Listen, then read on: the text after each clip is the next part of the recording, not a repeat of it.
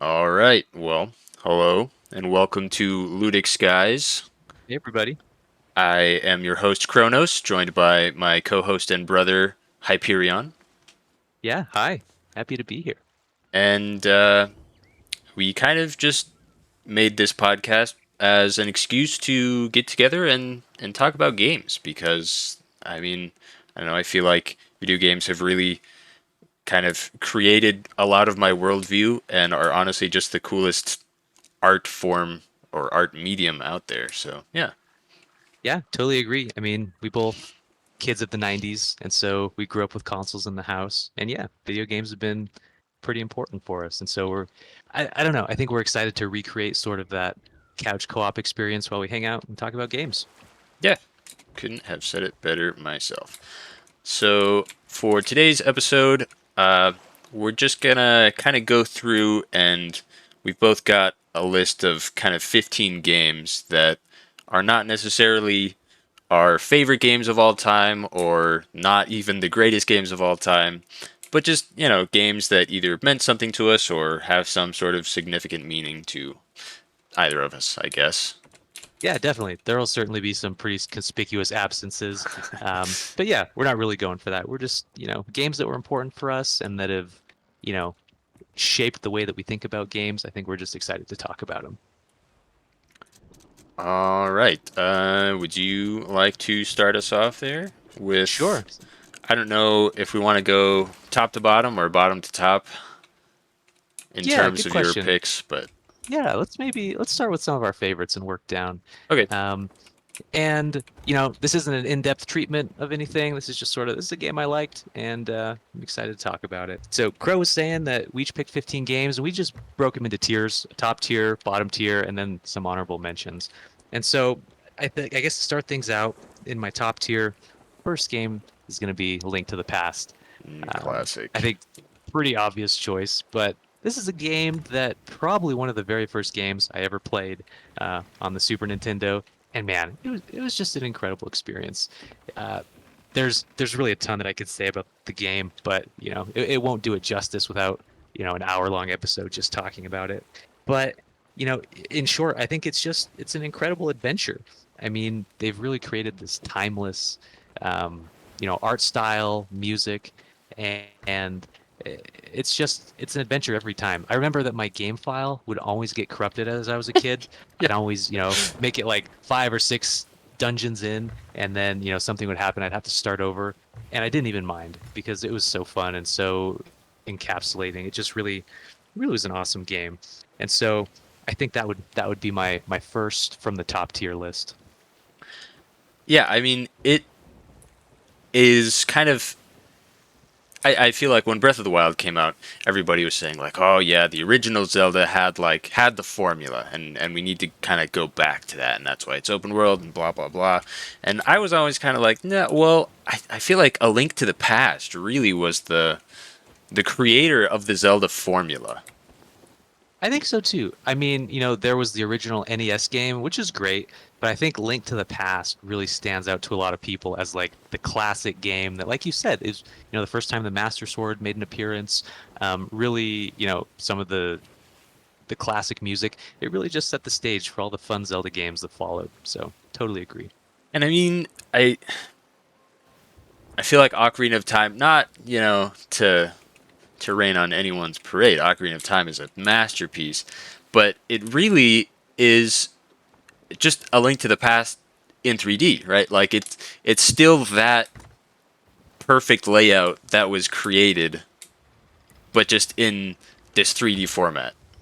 Totally, totally. So yeah, they really found something special and were able to turn it into a lot more, like you said, through subsequent games. So yeah, really just a wonderful game that, I'll be excited to play for a really long time still.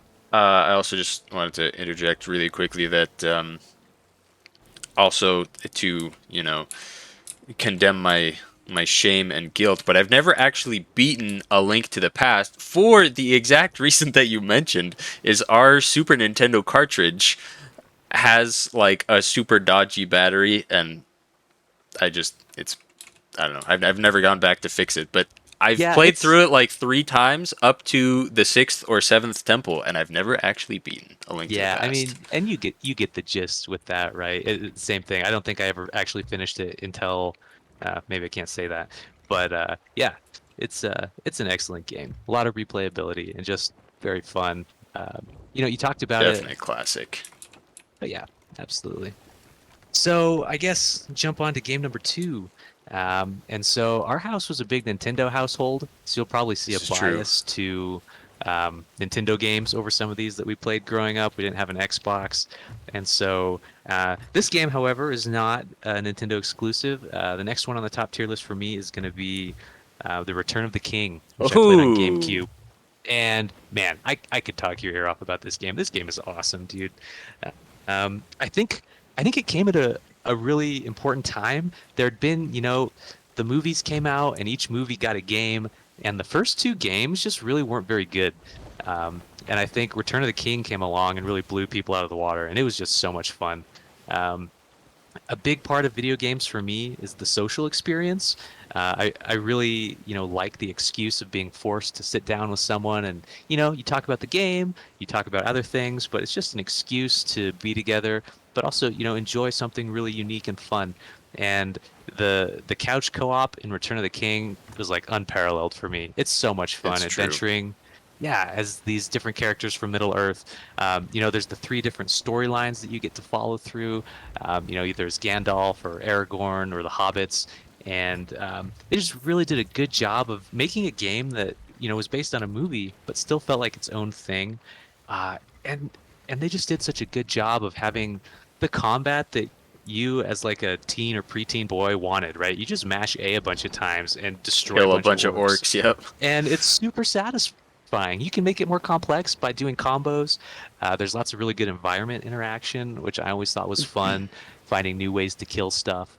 And it's just a great game. They had those cool. I don't know if you remember, like you know, probably hasn't aged very well, but back in the day, I thought it was awesome. The like movie to game transitions, Oh, those where look incredible. yeah, they did a really good job. I was always And just like, how did they fit this on this tiny GameCube disc? yeah, exactly. So I I remember got being the blown whole away by movie right here. that. Yeah. So yeah, man, Return of the King, just a really excellent game. It was challenging too, right? I don't know if you ever played the Palantirs at the end where you go through like 20 levels I of don't know if I ever or beat the Pound. I played it a lot, and I played it with you a lot, and I played it by myself a lot, but I don't think I ever got through like the end of it. yeah, well, dude, they're awesome. So yeah, game number two in the top tier, Return of the King. Well, I think what makes, at least to me, Return of the King so special is its replayability. Absolutely. Because for anybody who hasn't played it or doesn't, know exactly what we're talking about here,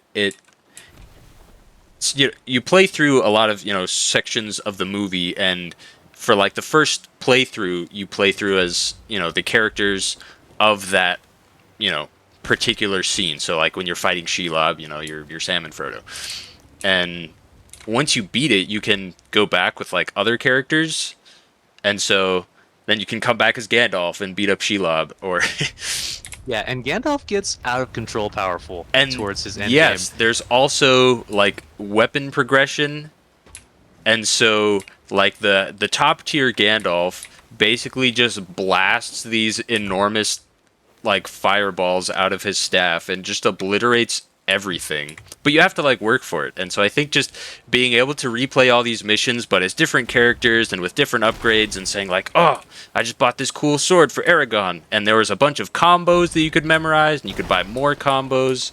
I feel it just added so much like gameplay time, I guess, to the game. Totally did, and I feel like that was extra important back in those days, right? For There's no sure. DLC, no Yeah. update. Like I always remember going on like GameSpot before I would buy a game and To see looking how up long the game would be. exactly, basically, what's your bang for your buck. And yeah, totally agree that this had a really excellent one. Sweet. It's I should I had played through a little bit recently on an emulator on a road trip, and I think I took a picture of it or a screenshot because I got a ton of like perfects and was just really proud of myself because I had like hadn't played since I was a kid. When like getting perfects, I feel like was really hard when I didn't know what I was doing. I was like, whoa, Awesome. look It how was good I very did on hard. this level. You can actually cheese it if you just hold B, like to parry a bunch of times. You'll Oh like my automatically enter goodness, what perfect is mode.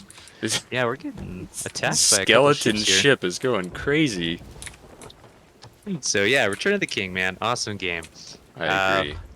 so moving on to the third game of the top tier list for me, and I tried to not, but unfortunately, there's still going to be just a overrepresentation of Zelda games. Zelda was just, that was what we did when we were kids, man. We played It's true. Zelda. And so probably the second Zelda game I ever played and is gonna, end up on this top tier Oh, list yep. again, Know what this is. Majora's Mask, no Yep. surprise. And so, you mentioned Ocarina of Time. I'm not gonna give it a specific mention because it's sort of included in the Majora's Whoa! Mask. Sorry, I just got Is that struck by lightning. yeah, it got me too. Um, so yeah, Majora's Mask, man. I mean, there's a lot of really awesome things about it. The game was made in like 2 years, so just really It fast might turnaround have been time. less. Yeah, I think it was less than 2 years, but I don't remember the Oh, official I number. just died to a lightning strike. Yeah, same. Uh-oh. See if it's still around when we get back. Um, Sorry, go on.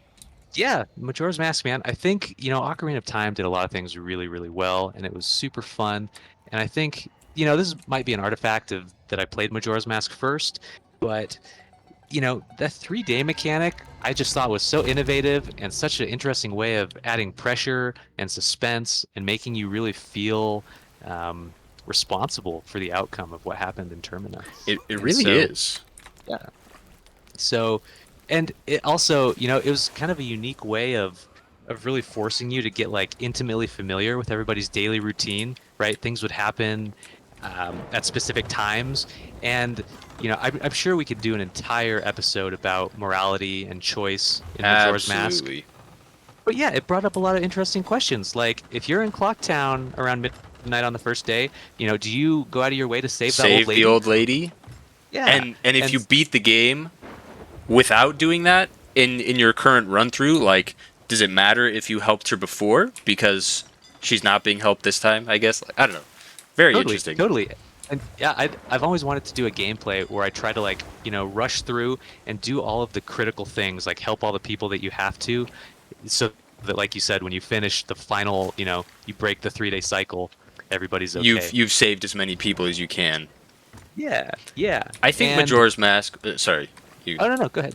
was just kind of as a kid, the first game that really made me think about morality in that way. I mean, even at like a you know, like young middle school age, I was thinking about like, oh, like, well, this is very interesting. Like, what happens if I don't do this? Or every time that I don't go to the ranch, like she gets abducted by aliens. Like that's I don't know, Totally, very dude. interesting. And I mean, on top of that, there's a lot of really heavy themes in Majora's Mask. This is And like, very true. yeah, even as a little kid, like you're conscious of some of them, maybe not like the complete overtones of everything that's going on, but like, yeah, there's still things that I think about from it. And I think that's really cool that a game can have, a game that I played so long ago can still have such an influence on me. So yeah, Majora's Mask. And another thing, I actually really liked this. I think, maybe some people not so much, because it is a shorter game. It's only got those four main temples, but I thought all of the side quests were just so engaging, and I loved them. Loved going through and collecting all the masks, sort of finding all this hidden little secrets in the game. I just thought that that was a really cool way to sort of capitalize on, the things they'd done in Ocarina of Time, but just, make everything a little bit deeper, give you a chance to see some of those things that, you might not otherwise do if you're just running from dungeon to dungeon. And so, yeah, Well, man, Majora's Mask. I think you mentioned something that to me is one of the things that maybe people don't realize, but I think really impacts how much they enjoy Majora's Mask. Because I don't think I've ever heard anything negative about Majora's Mask. Oop, Yeah. sorry, alarm's going off. Which is the NPC routines. I think that the game feels so much more alive because all of these people are like so interactable in a way that NPCs never really had been, at least to me. And to my knowledge, I think, Majora's Mask kind of sort of pioneered that. Yeah, absolutely. I, there's probably something, but I don't think I could think of a game from around that time that had that sort of intimacy with the NPCs. So definitely agree. For sure. Also, small anecdote.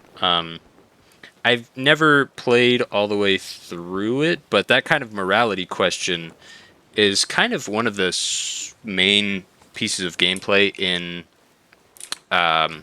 Final Fantasy 13, Lightning Returns, where essentially you are like the savior of the world, and you have a literal time limit, and you have to determine like who is worth your time, like who is worth saving. Interesting. And I haven't played this one, so I presume you sort of alluded to you can't get everybody. There's only Yeah, a so finite like amount of people you can help. it's like the dilemma is, do you is it more valuable to help people who have very severe problems and like, potentially a quote unquote like greater soul, or is it better to solve all of the quick easy problems so that you just get more souls saved? Which I think is just a Interesting. very interesting concept. But yeah, That I is haven't played through it. cool. Well, I mean, yeah, definitely queuing an episode in the future to talk about some of these morality questions in Majora's Mask and other games, because I think that would be pretty interesting to dive into. Definitely. All right, man. Moving on to number four. Another GameCube game, not an exclusive though, is going to be Star Wars Jedi Knight 2 Jedi Oh, Outcast. what a Um, great game. yeah, I mean, dude, I sunk a lot of hours into this game, So and hard. don't regret anything. Yeah, it was incredible. Even on the normal difficulties, it was hard. And I I imagine you tried something a little bit harder, in terms of the like more advanced difficulties, and it's like unplayably hard. It was so challenging. So cool. Um, but dude, I think it was just the Star Wars game that you always wanted, right? You're a It still kind guy of who, is, honestly. yeah, yeah, you've got force powers, but you're not forced into using a lightsaber. Yeah. Um, and you're also, just not like that good guy complex of like I can't kill anybody type mentality. Yeah. Kyle Katarn was just like he was I pretty don't real, care. Yeah. and yeah, and so I think that really resonated with me, and it was objectively a lot of fun. I feel like the levels were pretty well designed. It was really atmospheric, right? They did a good job of being consistent with sort of the way that things felt, and the levels were hard, and I mentioned before that the sort of multiplayer aspect is pretty important to me. And Oh, Jedi Knight yeah. 2 had an awesome multiplayer scene, and I think it really scratched the itch for me. We weren't playing Halo and stuff like that, and so this was the like FPS shooter that we would play. Well, But it it sort of had expanded on that. bots, Yeah, which yeah, for, I mean, for console gaming, back in the day, having bots in any sort of like FPS shooter game was kind of a luxury. I mean, like it didn't really exist.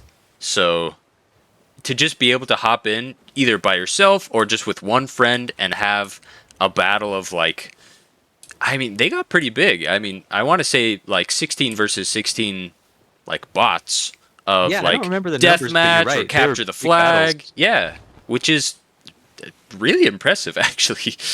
Yeah, totally.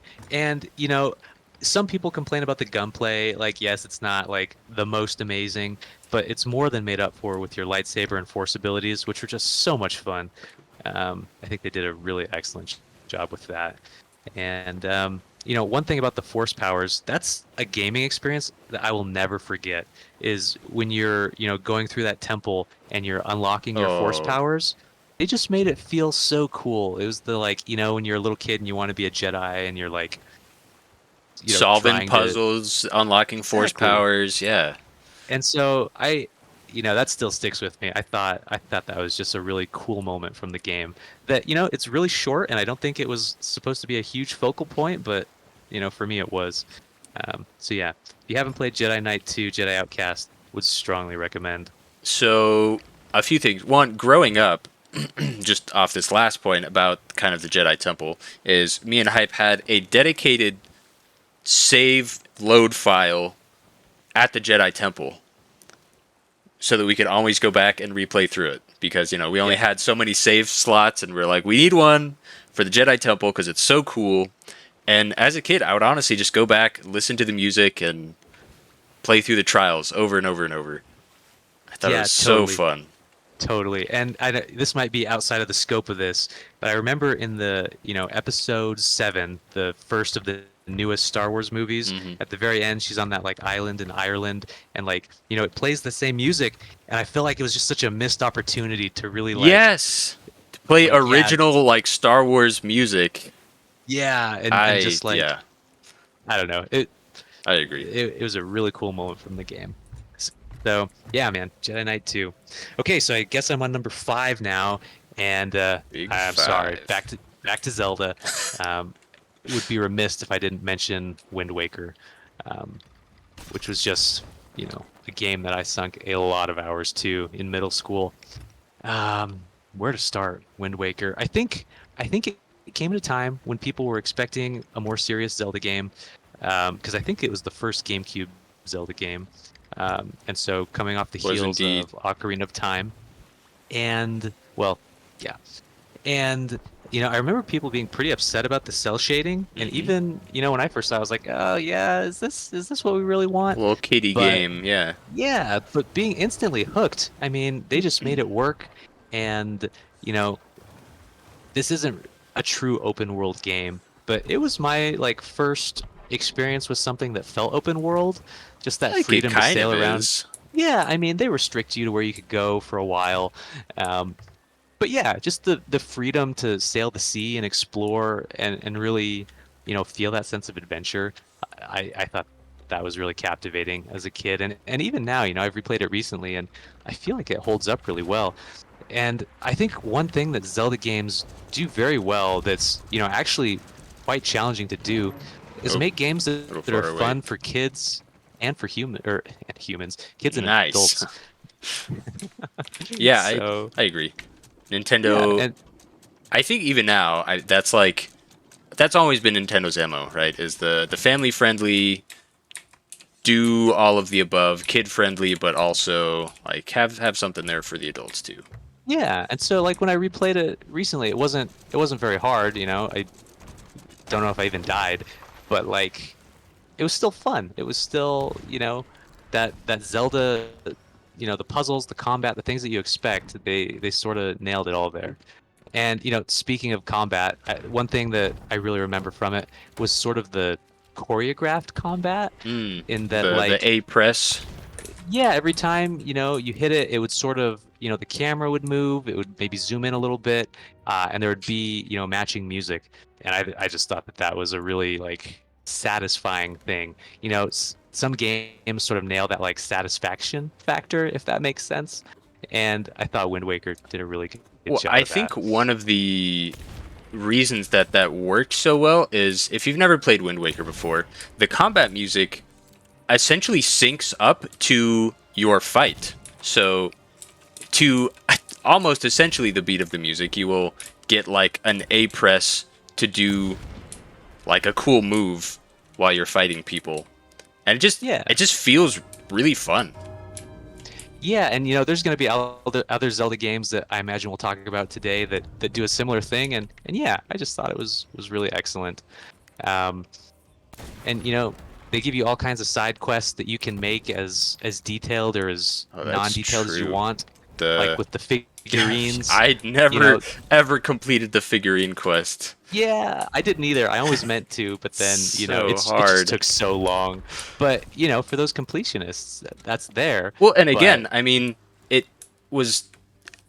I, I hate to be like the old guy, like our times were different back then. But I mean, we only had like a few GameCube games and whatever. So a game that has that content there to say, hey, here's this thing that takes a really long time to do, was less tedious back then, and always kind of a positive, which I feel like is important contextually. But totally. I was always chasing that. I mean, talk about Breath of the Wild and Korok seeds now. because yeah, now I it's everybody's like, oh, there's like 900 of those bad boys. But yeah, exactly. But, if there had been something like that in Wind Waker, I'd have yeah, been I like, would "Oh yeah, man. be Let me like, find those suckers." yeah, I'm gonna take a week off of school for this. Yeah, So, yeah, man. Just so many positive things I could say about Wind Waker. Especially as a kid, the combat was fun. It wasn't super hard, but then they gave you those things that you craved with like I don't remember what they call it, the like Savage Labyrinth or something, where you go down 50 levels Oh yeah, just fighting all the increasingly caves. difficult bad guys. I feel like it was a conscious decision to add things that, people wanted, but it's also Well, not anything that you have to do or you're going to be super missing out if, that's not the way that you like to play. I think that's a good So, point. Just in that it's whatever you want it to be, I guess, which it maybe wasn't necessarily novel. I feel like you could do that with Ocarina of Time, for but sure. definitely an excellent staple of kind of the Zelda series in general. So yeah. So I guess those are my top five, man. Link to the Past, Return of the King, Majora's Mask, Jedi Outcast, and Wind Waker. Excellent, excellent top five. Picked a horrible time to switch over as we're fighting ghosts, but I think we're close, I but I think we can are uh, too. I can take point here so you can focus a little bit more. All right, let me grab some ammo real quick. If I can find any. There's some up here. Aha. All right, so the number one on my list might be unfamiliar to some of you, but and it pains me a little bit. I because it's maybe not like my favorite. I guess I should maybe start with the criteria that I kind of chose for the Oh, games that I good chose. point. And I'll interrupt you also. Same thing. There was no particular order in those top tier games, and I think we have a similar criteria. So I'll let you explain. So basically, what I've done is just picked games that I've sunk a lot of hours into. As excellent or terrible the games that they are, these are just games that I've dumped hours into. And so some of them are some of my favorite games of all time, and some of them are just like, yeah, I just played this all the time because it was fun, but it's, not necessarily the end all be all game. But Yeah, the well first one said. that I have is Xenoblade Chronicles X. Ah, I knew that would come up. And this game is such a. I don't even know where to start. It's just.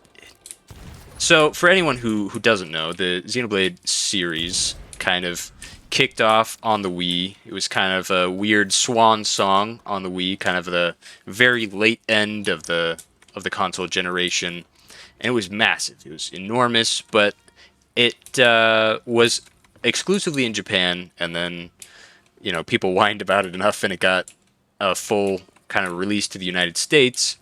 But it was still kind of not very well known. So I ended up playing Xenoblade, the original, in high school, and then got excited for the release of Xenoblade Chronicles X in 2015.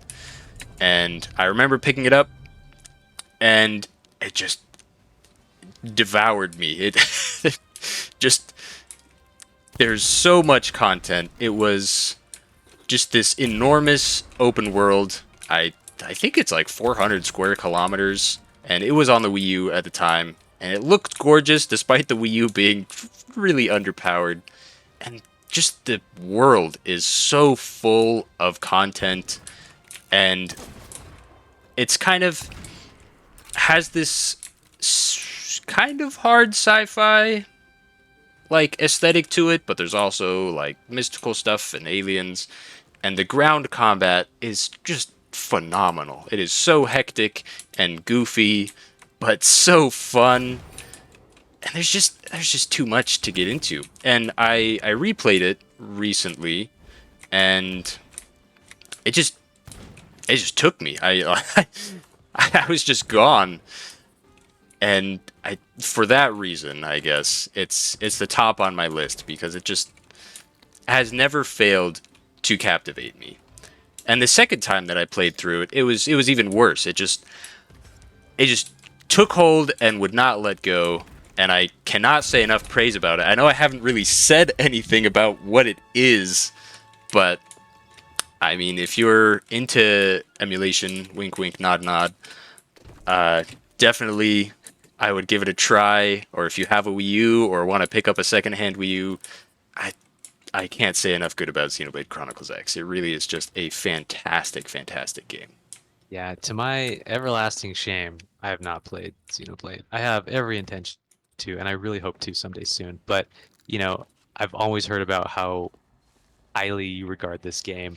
And, I've seen a fair amount of gameplay, and it does look amazing. So I look forward to hopefully having those experiences soon.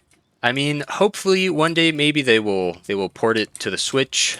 The naming convention is a bit goofy. People definitely get because you've got Xenoblade Chronicles, Xenoblade Chronicles X, Xenoblade Chronicles 2. It's a little bit goofy, but maybe one day they'll get a port to the Switch and more people can experience it. I But hope so. Like you said, it was super well received. I think it has a lot of fans. Yeah, I think it would be a good move on their part yeah, for it sure. was. I think like financially, maybe not the most successful, just because the Wii was kind of, or the Wii U was not, the most sold console. But anyways, I'm getting ahead of myself. Xenoblade Chronicles X is just a whole can of worms. Should be its own episode someday. For sure. Yeah, awesome choice. But my second choice, which I think will be a lot more known and relatable, is Twilight Princess. Yep.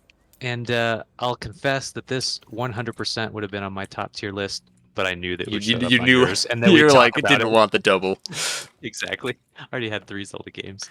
So, So yeah, let's hear it. Twilight Princess is very near and dear to my heart because I was pretty young when it came out. I was in elementary school, and it was just kind of that game that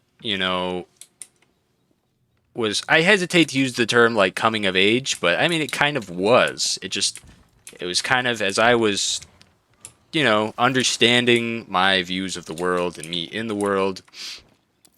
And Twilight Princess was just this epic tale that I had always wanted. You're the good guy, classic kind of knight trope, going to save the world. And just the Which scope and spectacle of the game was just it blew my 7-year-old mind or whatever. Actually, I think totally. I was even young. I was probably like 5. I don't know. Yeah, you were pretty young. I think, yeah, I'm trying to remember when that came out, but it was like 2007, 2006, Okay, 2007, okay. somewhere in I there. was I was older than that then. I was 7 or 8 then. But I mean, you make the point about, tropes and things that are overdone, but at the same time, a lot of the things that people say are overdone, you'd be hard pressed to find a good example of one. And so, you use the term the game that you'd always wanted. I totally felt that too, right? This is your chance to just, without any other gimmicks or weird things, just be the hero and fully relish that. So I totally can empathize with that. And we've we've touched on this quite a few times already, but just the nature of having a longer game back then was like such a treat. It really was. And Twilight And Princess is long. I know you played through it recently and have kind of talked about just how long it actually is. yeah, so I mean, I played through this game with my kid, and so, part of it was me playing, part of it was my kid, but we pretty much just did the main storyline, and it was at least 60 hours, right? We didn't go find all the bugs or do all of the, many, many side quests that there are. And so, yeah, it's just the base game is meaty, and then it's got a ton of extra stuff to do, if you're the kind of player who likes to go through and do those things. So, Ton of yeah, heart pieces. Twilight Princess, if you were familiar with kind of Zelda. Oh man, I'm doing a terrible job parking for you. Um, Traditionally, Zelda games would have 4 pieces of heart to get a new heart container. Twilight Princess made that 5, so now there's just heart pieces everywhere. yeah, and it was always, I mean, that's one of those things that always feels satisfying to get. So, yeah, adding a few more, that's just great. And there's just so much to explore. The world was, for the GameCube, enormous. You look back now and be like, what? It's like 1% of even old Skyrim, but Totally. I, back I can remember then, being enormous. flabbergasted by the size of the map. Yeah. And I mean, I probably going too long for Twilight Princess here, but just kind of going off of what Hype said about the combat of Wind Waker, Twilight Princess, to this day, has my favorite combat in all of Zelda. I think it's uncomparable with everything else. It has combos that you kind of get over time by meeting with I think he's called the Hero's Sage, which Hmm. he's like the coolest character of all time. He is very cool looking. And you just have these cool sword fights with him, and you learn these cool new techniques, and you have to use these techniques when you're fighting different types of enemies, where like, oh, they have a shield, so I need to, do a shield bash so that it hits it out of the way, and then they're vulnerable. And they also have the coolest move ever, which is called the Mortal Draw, We'll which draw. you sheath your sword, and then you get within range of being vulnerable, and then you just do like a draw slash that's like a one hit kill to weak enemies. I mean, it's so fun. It's satisfying. It's got it all. If you haven't played Twilight Princess, please do yourself a favor, play it.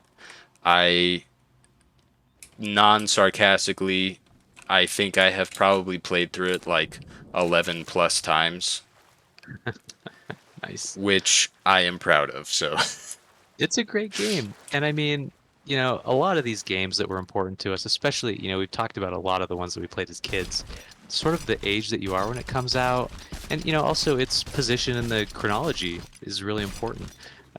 So, like this, coming after Wind Waker, which was a little bit more whimsical, a little bit less serious, even though it certainly still had pretty serious elements in it. Um, this darker, grittier feel of a Zelda game just like felt really, you were craving it, and it delivered on that, and it was really I cool. feel like that is a very important point is that you kind of mentioned with the Wind Waker is after Ocarina of Time, people were kind of expecting because Ocarina of Time, you'd say has very stylized graphics, but for the time it wasn't really stylized. That was just the best that we could do, and so we expected like a progression of that into more realistic, and so that was kind of the backlash of Wind Waker. And then Twilight Princess comes out, and we're like, "Oh yes, we Yeah, we got the realistic game now." So yeah, absolutely. that's a very very good point. Well, and dude, I was on the hype train for this game too. So like I probably would have liked it no matter what. Unfortunately, like to be fair, it's a wonderful game. But we've talked about this before. Growing up, one of us printed out that there was that in Oh the trailer yes, the when Link E3 does the sword trailer. flourish. Yeah, and he like Ah, sheathes it. And we took a screenshot of that, printed it out just on our crappy printer, and put it on our bedroom door. And I remember every time going by, we'd be like, "Dude, do you see the stitches in his tunic? This is insane!" And we were just so stoked for that game. It was just, a lot of good memories of, being excited for it. And then, when it did come out, really playing it a lot. And yeah, it was awesome. and being like 100% like I was, maybe too young to be hypercritical of games like I am now. But even with my high expectations, Twilight Princess had been delayed for a really long time. We'd been really excited. Just absolutely just demolished all of my expectations, far surpassing anything that I could have imagined it would have been. Yeah. And Yeah, it's it just was so good. wonderful. If you haven't seen it, I would highly recommend looking up the E3 demo of the announcement for Twilight Princess. I think you will be hard pressed to find a more exciting and hyped crowd from any E3. It still Absolutely. gives me goosebumps watching that E3 demo. So cool. Definitely. Yeah. Great choice, man. Well, the next one, I guess I'll double it up with the Zeldas here, is one that I think kind of flies under the radar in terms of Zelda games, which is The Legend of Zelda: The Minish Cap. Great choice.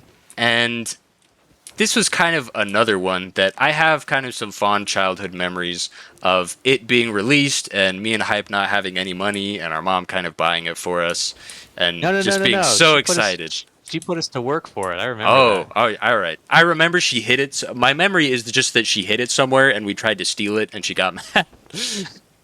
Yeah. No, I had to work it off basically. She'd quantify X amount of hours equals X money or X amount of dollars. And Got it. I yeah, see. I so see. We earned that game. That was probably why I liked it so much. I It felt remember good. being Worked hyped hard for for it. it, but I remember it being after the game had released for sure. So I mean Yep. that checks out, but I guess I didn't have the full mental story there. Um, oh, is there a place to sell here? What am I doing? I'm losing my mind. But Minish Cap, if you don't know, is I think it's just on the other side. It's not actually made by Nintendo. I mean, it's published by Mhm. Nintendo, but it was made by Capcom. So very strange, but they absolutely nailed it. And They it did a great is, job. I think, for anybody who hasn't played it and has played A Link to the Past, you will absolutely love it because it's basically just A Link to the Past for Game Boy Advance. Totally. And I think a word that I hear a lot when people describe Minish Cap is charming, which I think absolutely fits. It just has a very unique and defined art style and theme and just goes 100% with it all the way. And it's just a blast. It's just really fun and happy. And I've played through it dozens of times and semi recently because I feel if ever I was bored in a class or whatever, I'd pull it up on an emulator on my laptop or on my phone, and it was easy to just kind of progress through it. Yeah, no, I resonate with what you said about it. Just, you know, the way that you described it. In Danish they have a word, you know, don't slay me, please. I don't speak Danish. It's Hoogly. like hoogie. Yeah, and it basically sort of encompasses those things that you talked about that are just, it's cozy, it's fun, it's, just gives you that kind of warm feeling. And you're absolutely right. It definitely does do that. And it has probably my most missed Zelda feature, which is the kinstone fusing, Yes. I keep hoping that'll show up somewhere, but it never really has, sadly. which was I don't really know how to describe it. It essentially was Minish Cap's way of kind of doing side quests, and there were these coin fragments that you would find throughout the world, and you'd meet different characters and NPCs who would there you go, my liege, there you go. Thank you. You'd meet these people and they would say, hey, you want to fuse kinstones, and you'd have to match the corresponding other half of their coin, and so you'd have, I don't know how many types there were, but there are quite a few. And if you got an actual fused kinstone, something good would happen. And, it could be, sometimes it was linked to the actual progression of the game, where it would like open a pathway. Like there's, a boulder that's in the way of something and the boulder like breaks open or something. Or sometimes it would be a chest and you'd get money or a piece of heart or whatever. But it just, I don't know. It was so satisfying to me to just like meet all these people and like fuse kinstones with them. Absolutely. And I mean, we've spent a good chunk of today talking about how important replayability was for us. And, this kind of thing, it wasn't like you could do this in 2 or 3 hours. This was a pretty extensive undertaking, but, you were rewarded for it. It wasn't just collecting Korok seeds without any end. This And is true. so, yeah, it was, I thought it was a really fun mechanic, and it sort of just fit into that cozy feel. Like you said, you're finding these people, you're connecting with them, and yeah, I thought it was awesome. Two more things before I talk everyone's ears off about how much I love Minish Cap is one, kind of going off of the replayability. There is a figurine collection system in Minish Cap that is absolutely terrible. I mean, I had a lot of fun with it growing up before I knew how terrible it was. But I think somebody did the math, and it just takes so long to get all the figurines because you essentially have to gamble a collectible in order to get more figurines. So Yep, I had forgotten about this, but you you're totally right. essentially have like thousands of hours of Minish Cap if you really want it. But the second thing is the main gimmick of Minish Cap is that you become what is called the Minish. You become this tiny little dude, and that adds so much to this world that's already quite fun and full, where you can unlock new areas where you'll find like a Minish portal, and be able to go back to like Hyrule Castletown and like, oh, I now have an item that allows me to, flip this thing over, and now I can become Minish, and I can find all these Minish people who live in Hyrule Castle, like in the attics of buildings, in like these crawl spaces, and it is just like so. I at I guess expense of using the word cozy again, but you just find these Minish people living in these little nooks and crannies or in abandoned shoes, and it's just so fun and like good feeling. So if you ever just need a little time waster that's a good feeler, Minish Cap, absolute banger go to. So yeah. Yeah, definitely. And I mean, Zelda games have come back to that concept, in recent years, going flat now instead of going small, Mm. um, to really, yeah, re-explore areas that you've already been to. And yeah, I think it's a really cool touch for sure. All right, next on my list, is a big one, is Minecraft. Minecraft, that's a great choice.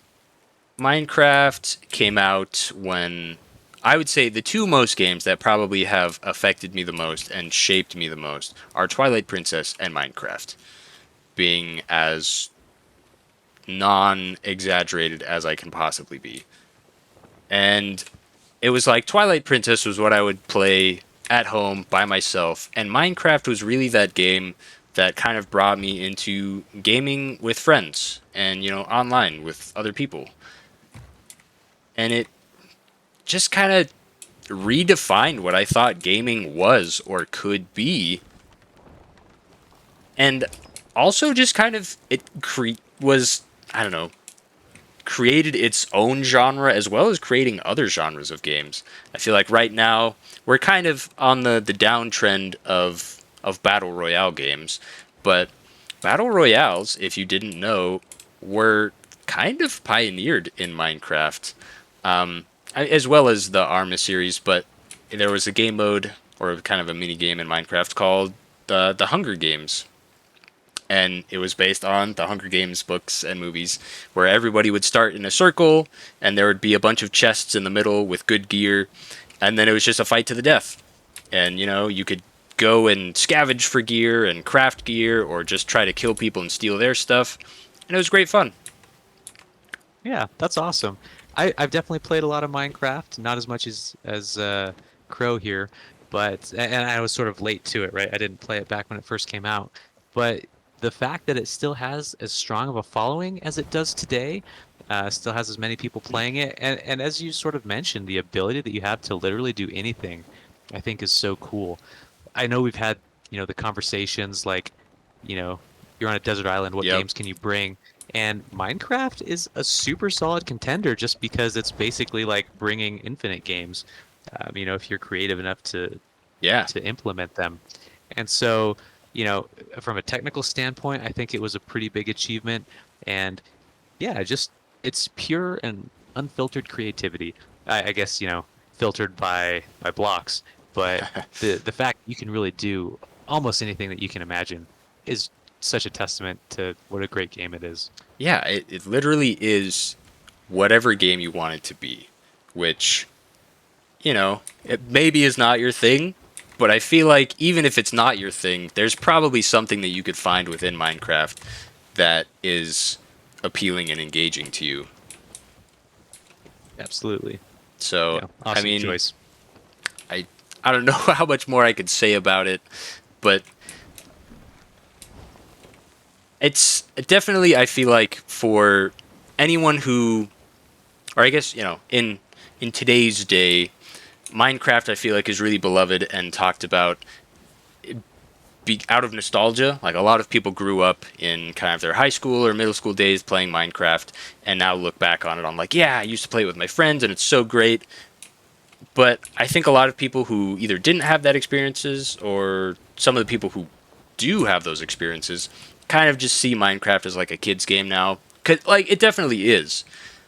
But I feel like, yeah, they're missing out on, if you can just look past that kind of like, oh, it's just a weird blocky game for kids, that I feel like there's just so many fun experiences that you could have if you're just willing to look past those weird limitations and to see how much of a free, amazing game it is. Absolutely, yeah. I mean, I'll admit that I sort of had some of those preconceived notions as well, right? Which I mean Because are as you, totally valid. Like yeah. I can see that. Well, I mean, you raise a great point. It gets a lot of attention from kids because they can do whatever they want, and it kind of sometimes will get spun that way. But as you mentioned, there's an infinite amount of complexity that you can add, and yeah, you can really do some cool stuff. So I agree with the point that yeah, just give it a try, and you might be surprised if you haven't played it.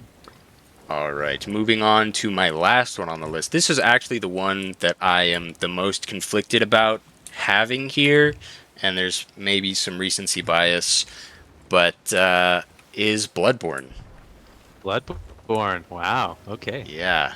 So, um, before everyone grabs their pitchforks, let me say a few words.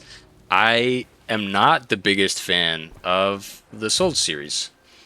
I played through all of Dark Souls 1 and it didn't really captivate me. I thought it was a excellent, you know, masterclass in world design and that interconnectedness of kind of what you get from like a Metroidvania, amazing. I have no qualms with that, but just the rest of it just didn't really engage me that much. And I had always heard about Bloodborne. I had always heard so much praise about Bloodborne and had really wanted to play it for a couple of years. And I mean, obviously, I didn't play it when it came out because we were a Nintendo household. So in 2015, I had my Wii U, like, woo! Did not have a PS4. And just quite recently, I was like, you know what? I'm just gonna buy a used PS4 and see what it's all about. So I did, and it absolutely blew me away. It and I played through it, and well, Bloodborne has kind of a contrived ending, to say the least, and kind of a contrived way to get quote unquote the true ending. So I didn't get the true ending, and I was like, yeah, I want the true ending. So I just played through it again, back to back, and was totally happy doing that. And the second playthrough, I loved it even more, and I was like, wow. So in a few short weeks, dropped like 130 plus hours into Bloodborne, Nice. and it's so fun. It is just a great game. The world is so interesting and intriguing, and the combat is viscerally satisfying in all of the definitions of the word visceral. Yeah, that's pretty apropos. So if we haven't lost everybody after Crow said that he doesn't like Dark Souls, I do like the Soulsborne games. I've Save played most of face. them. It's not me. I'm not with stupid here. I played most of them except for Bloodborne. I do really like them, and though I'm willing to concede to a lot of the points that Crow will bring up about them when we debate. But yeah, I look forward to playing Bloodborne sometime soon. But I'm really glad that you were able to find a game from FromSoft that you liked. It is, I mean, I feel kind of, I don't know if validated is the right word, but I did always feel bad that, oh, I'm about to die here. Everybody always talks about Dark Souls 1 where, oh, like, as soon as you get it, like, you'll love it. And I just never hit that point, and I always felt, like, sad. Like, I wanted to be a part of that. The Souls community, I feel like, is just so passionate about their games and so dedicated to them.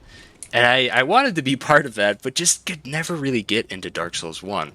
And playing through Bloodborne, honestly, I feel like has helped me understand some of the design philosophies of Dark Souls 1. And I feel like if I replayed Dark Souls 1 now, I would probably enjoy it a lot more. Just, I maybe just didn't know enough about the Souls kind of formula going into Dark Souls 1.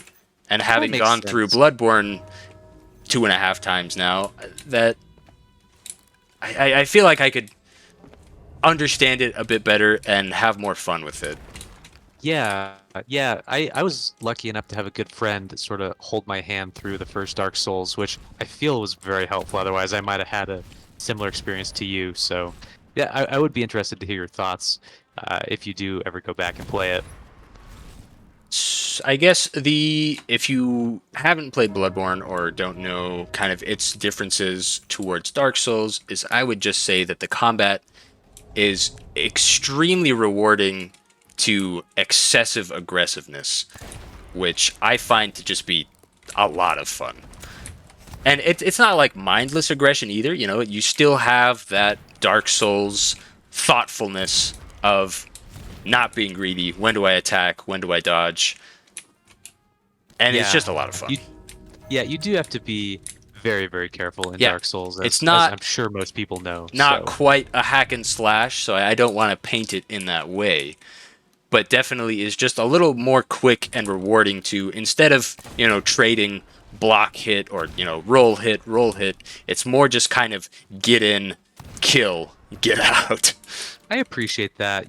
I don't think we're really going to talk about too many today, but some people love them, and I think that's awesome. I don't want to prescribe what anybody should or shouldn't like. I myself am not the biggest fan of stealthy games, Mm. and so yeah, I appreciate when you can just run in and get the job done. So it's cool that you can do that in Bloodborne. So, Bloodborne, excellent game. Definitely needs some sort of a port so that we can enjoy all of its glory on other systems. But Hopefully at some point. that Yeah. is my top five so far. So going Okay. back, Xenoblade Chronicles X, Twilight Princess, Minish Cap, Minecraft, and Bloodborne. Awesome. Good choices. I think I could have predicted most of those, maybe not perfectly, but yeah, I think that's everything's been very on par so far. So that's no surprises yet, at least. Looks like they're not spawning, so I'm gonna. Okay, come aggro them. All right. Yeah. Well, between our bottom tiers, should we take a quick word from our sponsors? Please We sponsor don't have us. any. Yeah. All right. Cool. So while we finish up this fort, we can move into our bottom tier. Um, and so again, no particular order here. They just weren't in the top tier, at least for me. Just games that I loved growing up, or some games that I played I recently. feel like I'm more First, intrigued. Sorry to cut you off. oh About yeah, yeah. your lower tiers because I kind of expected what the top ones were. So to get kind of more into the weeds, I'm a little more I feel excited the about. same, and I feel like, it's probably, I bet you if you asked me on a different day, I'd probably Oh come up with yeah, a different yeah. list. But yeah, we'll see. But you're right. This is where things will get a little bit weird for sure. So number one, Sacred Stones. So Fire Emblem, Oh, Sacred sorry. Stones. Yeah, That's a good choice. I love this game, man. Another one that I've recently replayed, and I could just say a lot of really good things about this game. Um, not the certainly not the first Fire Emblem, and not the most different. There's certainly differences from its Oh. predecessors. And again, I'm going to be biased by this one because it was the one that I played growing up. There's a lot of other great Fire Emblem games, but Sacred Stones was just so much fun, man. It was just objectively fun. I think it did a lot of things really well. So it had permadeath, it had those things from the older games, but it did introduce some new things as well, like the branching classes that you could have. So Crow's been doing a good job of this. I've not. I've sort of explaining the game a little bit. It's basically a RPG game. It's sort of like Advanced Wars, if you've ever played that before, Of in Advanced which, Wars. um, yeah, another great game. Your players are you just have an overhead view of your party of sort of D&D esque characters. You have fighters, you have people who use magic, and it's a strategy game where you move them around and have them engage in combat with other with enemies, and you have to be very tactful about it. It's tactic based, and you know you become really intimate with your party because of that permadeath mechanic, right? I remember anytime somebody dies, hit the restart Restart. button, Yep. and I would never let anyone die. I'm sure people play through it because and it's really hard because you pick up new recruits along the way who are really weak, and you have to watch out for them. But I just could never allow myself to let somebody die. Um, I and think so, the sorry to cut off your no, no, explanation, but you're a good. important aspect of I sorry, unfortunately, have only played Sacred Stones, so I unsure about how they function in other Fire Emblem games, but in Sacred Stones at least, there was no sort of shared XP. So the risk is you get a new recruit and they're weak, and in order to make them strong, you have to force them into combat, which means they always die. So Yep. Yeah, just and you really had interjecting to. that. Yeah, well, you had to balance it really well. You get this paladin named Seth at the beginning of the game, and Who's he's just OP. like way strong. And it's really hard to not just blow through the game, having him essentially fight every single person and just tank through them while nobody else gains any XP at all. Yep, Um, and so, definitely have done there's, that. I mean, yeah, there's other games that I've done that in as well that I'm sure we'll talk about more. Um, but yeah, it just, this is sort of my first experience with a game like that. And yeah, just sort of managing your party, making sure everybody, for the Pokemon analogy, evolves into whatever the best class for them is, and it's gonna fit the play style of your party. Um, and just really tight graphics, had that JRPG element to it. It does Uh, have a really I, good like style that has held up quite well. Yeah, it still looks really nice. And Yeah. I mean, dude, this was the game I would play on long car rides. And dude, just like in fact, the other day I was playing this on a plane ride, um, and got instantly engrossed in it. Flew the whole like 4 hour flight without noticing anything, and got like really startled when the plane landed because yeah, I had no idea we were even descending because I was just so engrossed in Fire Emblem. So yeah, man, really great game that I would highly recommend if anybody hasn't played it before. Definitely an excellent game also for our Sea of Thieves. Wink, wink, nod, nod friends to, play on their devices. Yeah, on a device. Uh, so, yeah, I guess I'll move on to my next choice, which, we were sort of recently talking about a very similar game. And I'm going to say it, man, Dark Souls 1. Um, Nice. and I mean, we've talked about this a lot, just you and I, and you've pointed out a Hmm. lot of things that haven't aged very well or, that just don't make any sense. And those things are all true. And I But mean, it should definitely be worth mentioning that things that don't age well can still be impressive for when they came out. So there's merit there that I won't, you know, I don't sure. want to play that short, I guess. Yeah, yeah. Sorry, I'm not trying to put words in your mouth either. Um, but yeah, I think a big part of all these games has to do with when you played them. Sort of what was going on in your life, those sorts of things. Mm, I think Dark Souls just came at a good time for me when I was really able to engage with it and really enjoy it. another I Dark Souls think saved my life podcast episode incoming. Yeah, I mean, not so much, but like I really liked it. But I have heard those stories, and I'm glad that it was around. Yeah, I'm Absolutely. super happy that I I never ever want someone to like not enjoy a game. So even if I'm like not super into a game, if when people can truly find games that they're just super passionate about, like that just makes me happy. So Oh yeah, 100%. And you mentioned that's got a pretty passionate community, and I thought that was a really strong feature for the game. So I'll say this. I remember I have really nostalgic memories of like game facts and stuff like that, like back in the mm, olden days going on, when people had typed out these super detailed like Word documents, basically, going through games. But at the same time, I really like felt like I was cheating if I was looking stuff up, and I tried really, really hard not to unless it was like absolutely necessary. Um, but I mentioned that I had somebody sort of holding my hand through Dark Souls 1, and they were like, "Yeah, man, you can't do that. You've got to look stuff up, or you'll miss so many things." And I think that can be a criticism of the game is that a lot of things are really not obvious what you're supposed to do next, or you sort of have no clue what's happening for a while.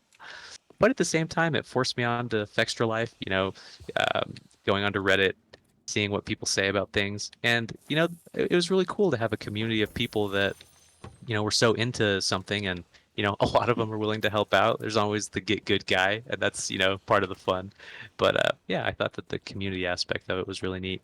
I think that Um, that is one of the most kind of infectious or at least like wholesome aspects of the entire Souls franchise, for me at least, is I missed that kind of like what you said about, forums and, you know, all of that sort of fun aspect of early gaming. And like on top of that, just when you go to school and like ask your friends, like, oh man, like how do you do this, or like it just felt so important and fun to like go to school and have game knowledge and to share that with friends.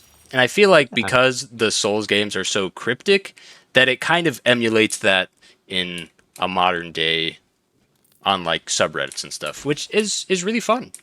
Yeah, yeah. And I mean, I'll admit that the first time I played through it, I didn't really have any idea what was happening story-wise, but it was really fun at the end after I'd beat it to go and, read about the lore and the theories. And same Watch thing, all the made Vati video. yeah, made possible by the community. And so I thought that that was a really fun experience.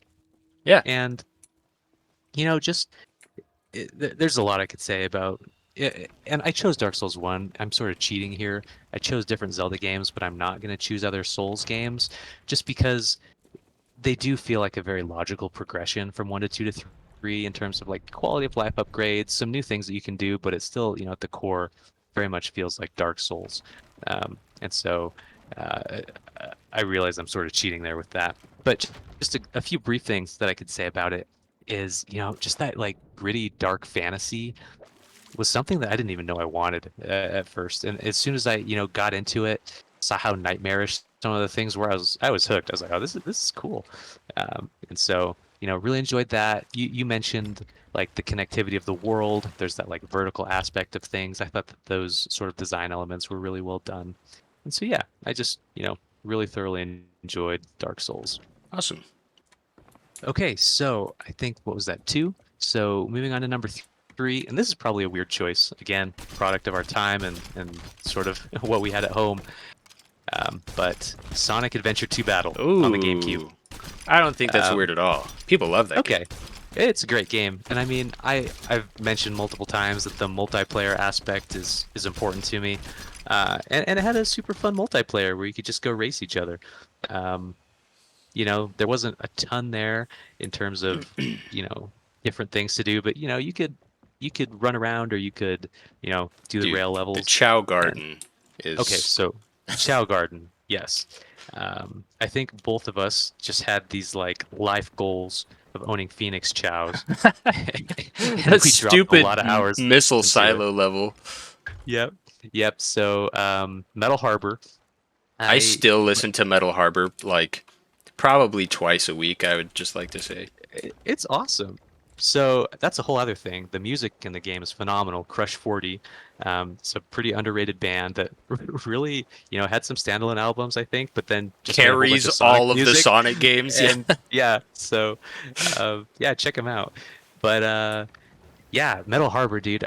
So there's a Phoenix Chow on the rocket. There's this level that you have to run through, and towards the very end, there's this like bonus part that you can go up, but you have to be fast because there's a rocket taking off that you have to jump onto. And so you had to take this risk to get this little bird that would. And if you haven't played it, this will sound weird. That you could go back to this garden and feed to this like amorphous blob, and turn him into this like baby that would like fight and fly and swim and basically just do all manner of terrible things too, but in a really loving way. Um, and yeah, it was so much fun. Um, and just this is another thing that's sort of hard to describe, but I felt like, especially on that level that I played so many times, there was this like fluidity to it, right? You would run, you would get on the things that boost you, you would grind down the rails, and there was just like a, if you did it really well, you could always be moving at almost full speed, and it just the flow felt really nice, and that was one of those things that stuck with me from that game.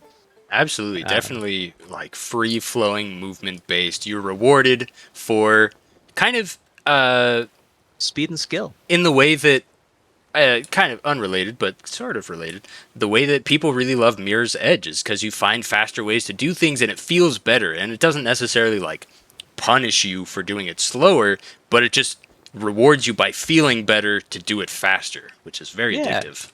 yeah, totally, totally.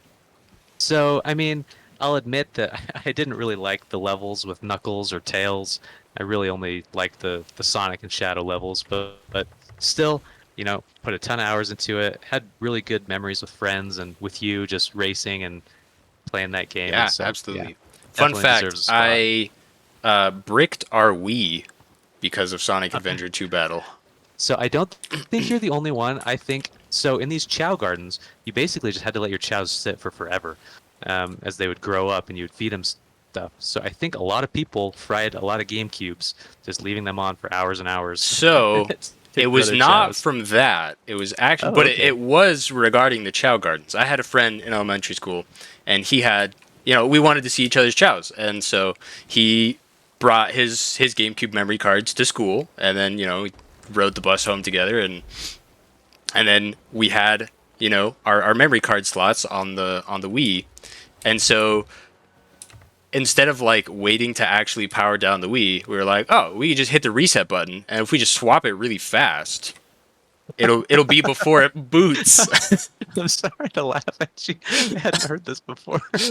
And I'm missing the sovereigns here, and Oh so man, so we did it, and it worked a few times. We were fast enough, but then we did it one time, and the Wii just like exploded, that's awesome. and so it just got like this yellow like dot of death, I guess, and would just like power on, but if it tried to start up, it just would turn off. That's really funny. I did not know that. Yeah. And feel free to edit this out. But I will address the audience and tell them that Crow is a very talented, programmer, as well as all things hardware. He knows what he's doing. But I also remember the story that you told me from, back when you were Oh, younger of yeah, I know ripping this hard one. drives out of running computers.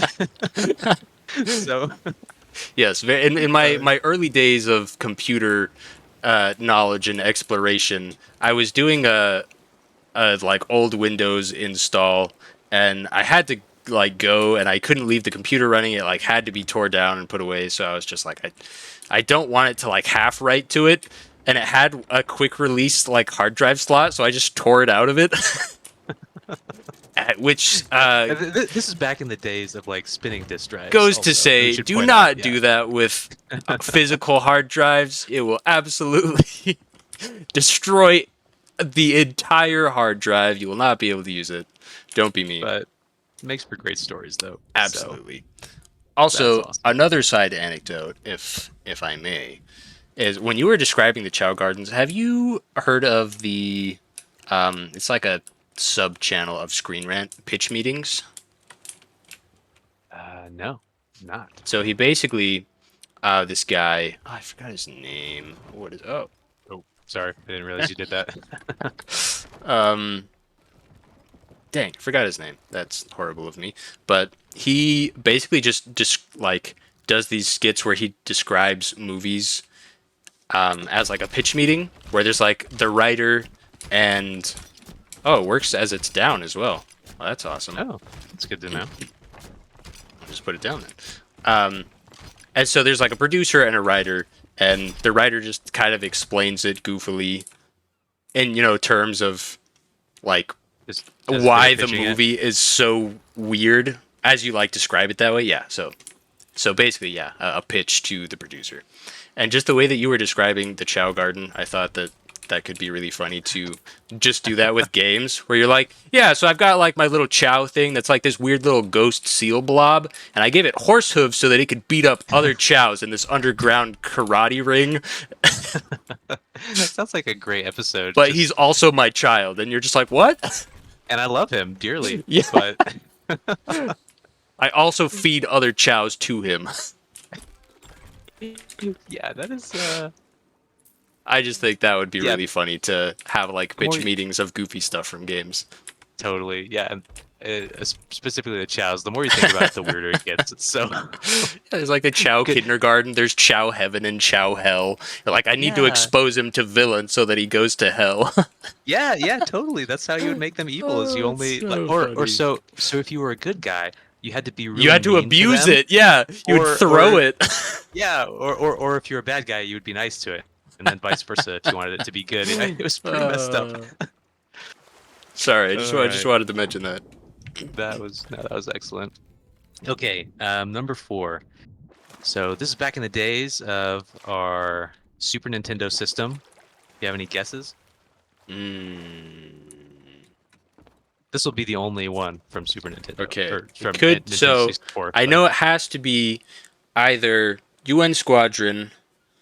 sorry, I said SNES. I meant Nintendo 64. UN Squadron is Oh, a great game. um, N64. I'm gonna say Rogue Squadron. Nailed it, dude. Nice. Glad you didn't guess Glover, but yeah, Rogue Hey, don't Squadron. you dare talk about Glover negatively. It is a Glover. fantastic 3D platformer with a super interesting movement system and gets completely overshadowed by Mario 64. And I don't ever want to hear your sass about Glover ever again. Mario 64, phenomenal game. First 3D game. Glover, I haven't been back to it as an adult, was a fever dream. And It's that's so pretty much all I weird. remember about it. It is very weird, but probably kind of cool. But yeah, if you haven't heard of Glover, you are a four-fingered glove who runs around the lava world on top of a beach ball. In our But you can transform the beach ball into other balls this is true. And you fight bad guys by slapping them or pounding them with your hand. or throwing your beach ball at them. Exactly. So there's our pitch for Glover. But yeah, back to Rogue Squadron. So this was, it's not the first game I ever played, but it was still early. I sort of got in at the very late end of Super Nintendo, early end of Nintendo 64, and Rogue Squadron nailed it, man. I was instantly So hooked. fun. Just a really, really good. I'm not gonna call it a simulator, but like an early flying game. I think it was probably one of the best. I still credit Rogue Squadron, again, among the earlier games I played, as the reason why I play games inverted, which is Ooh, the a true thing that, way. yeah, yeah, I think Crow and I both play all of our games inverted, I don't constantly care what made you fun say. of. I will die on this hill. Yep, Inverted is always the having to correct way. change settings anytime you're playing with somebody else. But I've tried to untrain myself, and it is impossible. Down is up, and up is down. Well, So if I may, I think please. it was not just Rogue Squadron. I'm pretty sure all of the 3D Zeldas on release were inverted. I'm pretty sure all of the first-person mechanics in Ocarina of Time and Majora's Mask, with the C buttons or the joystick, are inverted. Okay. Are they not? I, Am I I crazy? I I forget. You're probably right because Correct me you in know the comments, because otherwise we would not have been inverted because we played so much Zelda. it's true. We did play a ton of it, so that's probably what it is. But yeah, I just the flight mechanics of Rogue Squadron, and especially using my left hand for the joystick. That's still stuck with me. Any game that uses the right, got to remap that instantly Yep. from playing Rogue Squadron. But dude, it was just a solid game. It had lots of levels. The levels were challenging. There was a lot that you had to do to get like a gold medal, right? You had Oh to yeah. kill X amount of bad guys, be under a certain time, not lose any lives. You had Also, to sometimes save. not lose allies, right? Exactly. There's a certain amount of civilians that yeah, exactly, like you said, friendlies that if they too many died, you wouldn't get the medal. And dude, I recently, at some point, took a look at our childhood file, and man, it was stuffed full of gold medals. I sunk a lot of hours into that game, and it was just a ton of fun. I think technically it was a pretty good game as well. It was also my first experience with cheats. You would like go to this, part in the menu. Oh, I remember there's the Yeah, car. exactly. And you could enter cheat codes, that you find on the early internet to fly around. Yeah, I don't remember what it was, like an old Cadillac. You could also fly the Naboo Starfighter, the Millennium Falcon. Um, unlock other ships for levels that they weren't supposed to be on, and that was so cool. I just really remember that feeling. And it also, I'm noticing a trend. Keep saying the games that I always wanted. This was, growing up watching the original Star Wars trilogy a lot, wanting to, be a Jedi, be in an X-wing. This was sort of the outlet for that as a young kid, and I thought it did a really Absolutely. good job. And so, yeah, Rogue Squadron, solid game. If you haven't played it, check it out, or at least watch some YouTube footage. Really early 3D flying game that did really well for the hardware that it was running on. Fun fact, very quickly, is the original Rogue Squadron for the N64 uh, was built off of Shadows of the Empire, which is another Star Wars N64 game, I played which that at one was point, which so ambitious that they had like space battle segments, and they gave the like main kind of code to run that to the developers of Rogue Squadron, and they built it off of that. Very that's interesting. pretty cool. Yeah, and since you shouted it out, it didn't make my list, but that's another really, really fun game It's that really I would good. recommend. All right, man. Last one, and I'm just gonna say it: Star Citizen. Oh, I So did not expect this one. we had been making. So Crow and I haven't talked about these lists. That's why it's a fun conversation for us. We're hearing about it for the first time. When we had first decided to do this podcast, I came up with my list, and this game was not on it because I had not yet played it. Really, pretty recent to the perma. What do you call it? The verse, and yeah, it made my top 10 list. And Wow. so I'm going to be the first to admit that it is pretty buggy and, not everybody's cup of tea. Um, but I think, playing it with you, I was able to understand the vision that the developers have for this game. And when I consider, what they've done and then what they're hoping to do and seeing progress, that it certainly makes the list, man. This is the space game. I'm excited, for future games that are coming, like Starfield. There's been other good space games too, but I really think that this game, in its entirety, when it's had some more development, is going to be the end all be all of space sims.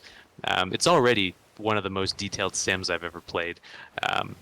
Really fun flying around space, going around incredible, beautiful vistas. It is Um, very pretty.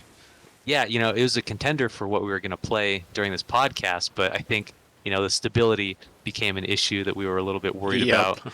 Um, but yeah, Star Citizen, man, I think the vision for the game, the object permanency that they just came out with, and, really this incredible scope that it has as an MMO and a space sim all coming together are going to make this an excellent game. And I truly hope that it can survive to get to that point. I know that it still has a solid, player base, but that a lot of people have lost faith in it as well. I hope people can stick with it because I'm really excited for the future. Yeah, I definitely. Oh, Megalodon. I did not expect this one on the list, but if you've ever, I'm sure you've heard lots of rumors about Star Citizen, and I guess the only thing I would say is one, if you have already played it and have kind of lost some flavor, I feel like that's kind of intended. Like Star Citizen is not something that you should just play all the time, but something that you should kind of check in on, kind of like, oh, there's been an update, check in, see how it's doing, play it for, however long you want for that update, and then kind of come back next update. Or if you've never played Star Citizen, to just wait for one of their free fly events. And it will be extremely buggy and laggy because there's a lot more people playing, but you'll get to, I don't know, get slightly a feel for the game. But also, I think, sort of like perhaps in the Dark Soulsian way, it is best experienced if you have a friend who's already played to kind of guide you in, I think. But that's all I'll say Absolutely. on the matter. Absolutely. So yeah, yeah, looking forward to more Star Citizen in the future. Really excited to see what things come out of it. All right, Sweet. so I guess that's my list. So what have we got? Star Citizen, Rogue Squadron, Sonic Adventure 2 Battle, Dark Souls, and Fire Emblem: The Sacred Stones. Excellent. Excellent games. Sweet. Um, 1 second. Hold on. There's a knock at my door.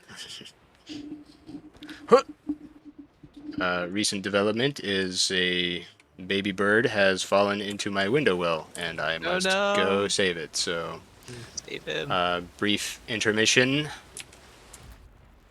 I will be back shortly. All right, thanks for joining us, everybody. Quick break while Crow saved a bird. Yep. Think all went Update. well. Tiny baby quail chick fell into my window well and got him out, and he ran into some bushes. All healthy and I saw Mama Quail on the fence calling out, so hopefully all is Awesome. well. Sweet. It's also believed that it is my turn for my um, second tier, I guess, Yeah, it's or pretty or good bottom intermission spot. tier. Yeah. Um, Yeah, send it. no real order to these at all. Is Arma 3. Arma 3. Good choice. And the Arma series, if anyone doesn't know, is kind of a you would say a mil sim, I guess, would be the term to use. And it basically is just kind of a big war simulator, I guess. Just has really good bullet ballistics. But the big thing with Arma is I kind of started playing it in high school, and I've said this before, I think, with Minecraft, but that it kind of just really redefined what I thought games could do.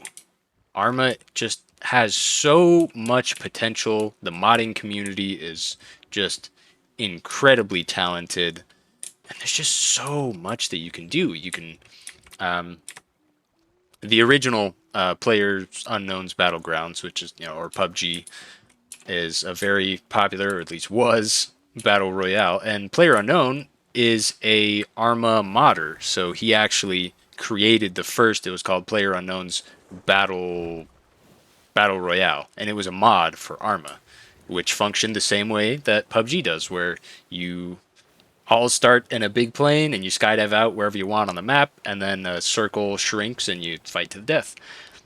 And Arma can just be anything. It's also how DayZ started. It started as an Arma mod. You can have it be a zombie game. You can have it be a guerrilla war fighting game, or you can play with a ton of friends, or play in a huge online multiplayer like War.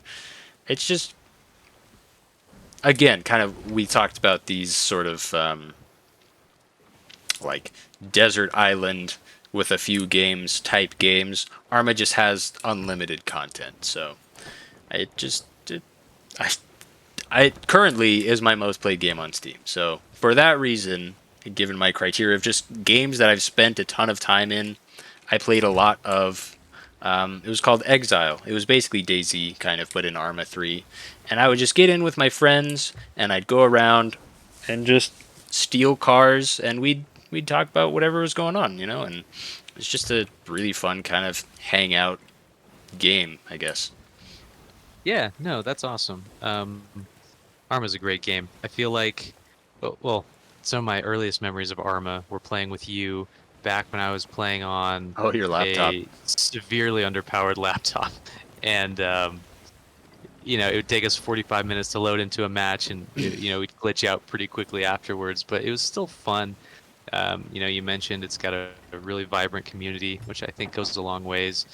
And um, I've not gotten as into Arma as I would have hoped, probably. I think because I've been a little bit intimidated by it. As you mentioned, it's got so much, which is Definitely so has a cool learning to have. curve. Yeah, but to have all those things available is really awesome. And you know, uh, right during the quick pause that we had, Crow and I were talking. If there's one takeaway that people can have, what would it be? And I think it sort of came up even in what you were saying there. Just like find something that you can play with people. And it doesn't matter what it is, but just as long as it connects you with them. Great if you talk about the game. Great if you're talking about something else. But just bringing back couch co-op is never going to be the same. But playing games with people can still happen. And so I think, ARM is a great way to do that, you mentioned, and there's a ton of other ways too. Yeah, and I mean that in itself is kind of the reason that we're even in Sea of Thieves. That's kind of the only reason that we really played Sea of Thieves was just kind of an excuse to like hang out and talk about stuff. I mean, the game's not Yeah, like super demanding in any way, and it's gorgeous to look at. So yeah. totally. Well, So yeah, great the choice. next on the list, kind of similar in terms of the I don't know style of sandboxy type game would be Gary's Mod. Gary's Mod. Great choice. And Gary's Mod was, I believe, the first game I ever purchased on Steam, and it just blew my mind. I was just there's nothing that you can't do in Gary's Mod, and again was just one of these, all of my hours in Gary's Mod, and I think it's still probably way up there in my Steam most played list. Is just playing it with friends. I never really got into like the RP stuff, but you could just create a small game mode with your own friends of like Trouble in Terrorist Town or, murder or, cops and runners, whatever you wanted to do, you could do it. If you just wanted to hang out and build stupid stuff with your friends, great. If you wanted to, you know, get like a TV screen and just watch YouTube videos with your friends, you could do that too. Like, you just Dangerous. yeah, the cinema servers were a wild experience for young, impressionable minds. But Oh, that's yeah, awesome. I'm relatively new to the PC scene, so definitely a latecomer. So I've not put nearly the amount of time into Gary's Mod that you have, but the experiences I have had have been really fun, even this much later, which I think speaks to what a great game it is, even if it's pretty old and doesn't look that different than it did.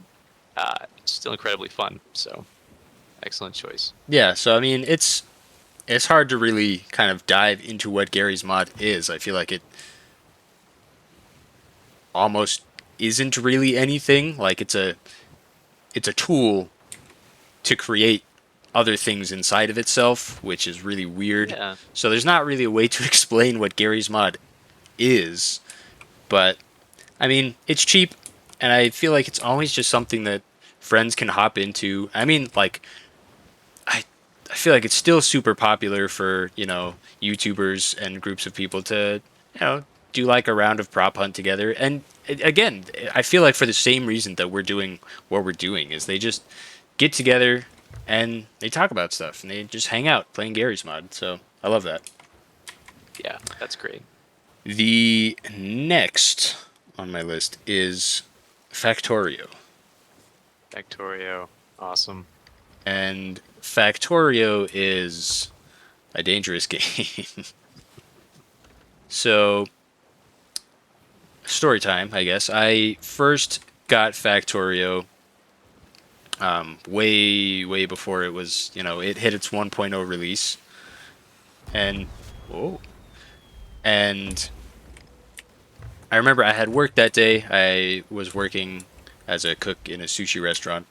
And I woke up, I started playing Factorio, and then I just didn't stop and looked at the time. I was like, oh, whew, I have work in like 10 minutes.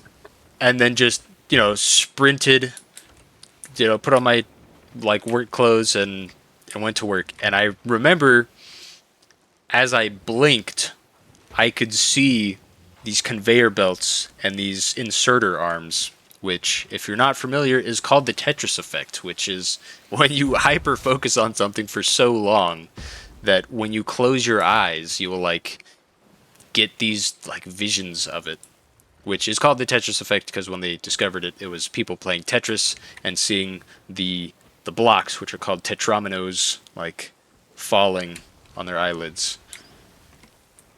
That's pretty fun. I again, not nearly as experienced in Factorio as you are, but I remember that first time that we played for a good chunk, and having heard that story by you and going to bed that night and yeah, not being totally surprised when all I saw were conveyor belts and mechanistic mayhem. So pretty cool. It's pretty fun. Yeah, I think Factorio is maybe not for everyone, but again, like Hype said, I'm, kind of a programmer, and to that kind of mindset, Factorio is just like heroin for your brain. It's a Absolutely. lot of fun. And another one of those, I've thought about it a lot. Again, going back again to the titular gamer question of what games do I bring on me on my desert island is, Factorio, I feel like I could play forever, but it is also kind of the same every time. So it's very interesting because I feel like each time you play Factorio, the goals are essentially the same unless you create more goals for yourself. And so the fun comes out of just, whoa, that's very cool. Comes out of just like discovering new ways to solve the same problems, and I don't know. I Yeah, I or find that to be imposing some sorry, yeah, no no imposing some artificial restriction, yeah or basically something like people do with any medium, yeah, to sort of squeeze out the creativity when things get um, you know not boring, but like you said, sort of the same. So yeah, yeah. that's awesome. And let's see. The next is Just Cause 3. Oh, nice. So Just Cause 3, I feel like was extremely popular and well received, but has kind of just like faded away, and the franchise itself, I think, has kind of faded away since Just Cause 4 was kind of a flop. But Just Cause 3, and this was kind of right as I was getting more into kind of PC gaming. I remember I bought Just Cause 3, and the graphics card that I had actually bought from my school. We had like a little computer lab and a guy, and I would buy stuff off of him for kind of cheaper. And so it was this dinky little, gigabyte graphics card, and it couldn't actually run Just Cause 3. It was like, no, this we're actually not even going to launch the game because this there's not nearly enough, GPU power or VRAM here. And so I was a little sad, but this was as I was kind of getting into PC building as well. And so I bought a, I don't know if it was a 960 or a 970, but in any case, I bought an actual graphics card and was able to play Just Cause 3. And I still think it has probably, maybe not but close to the most fun movement system in a game.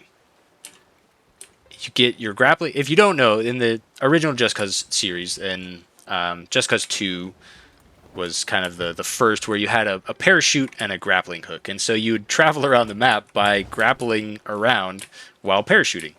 And Just Cause 3 went even further and more amazing with that, giving you not only your grappling hook and parachute, but also a wingsuit. So you'd need to maintain velocity while flying on your wingsuit, and you do that by grappling onto stuff. So you're like flying through trees and Spider-Manning your way in between buildings, but going extremely fast in your wingsuit. And it is so fun and just really rewarding once you kind of get good at it. Sounds way fun. Yeah, I've only played number 4. Unfortunately, I haven't played 3, but like you said, I've really only heard good things about it. And so, and yeah, sort of that, fluidity feeling that we were talking about earlier. So that's pretty cool. I look forward to playing it soon.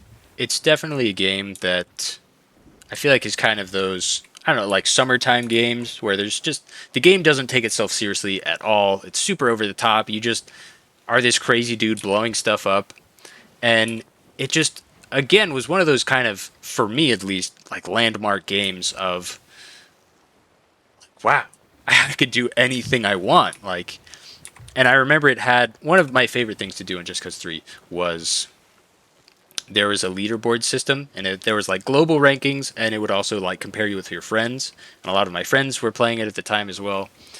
And so they would just have a ton of really goofy and fun stuff, like, furthest distance of like a kicked enemy, so you could grapple onto people and you would just like double leg kick them, and then it would track their distance, and you could like be on the leaderboard. So I'd try to like set stuff up like, okay, if I bring this dude up to this mountain or this cliffside, and then I am already flying and then grapple onto him, so I'm going super fast, I'll get max distance.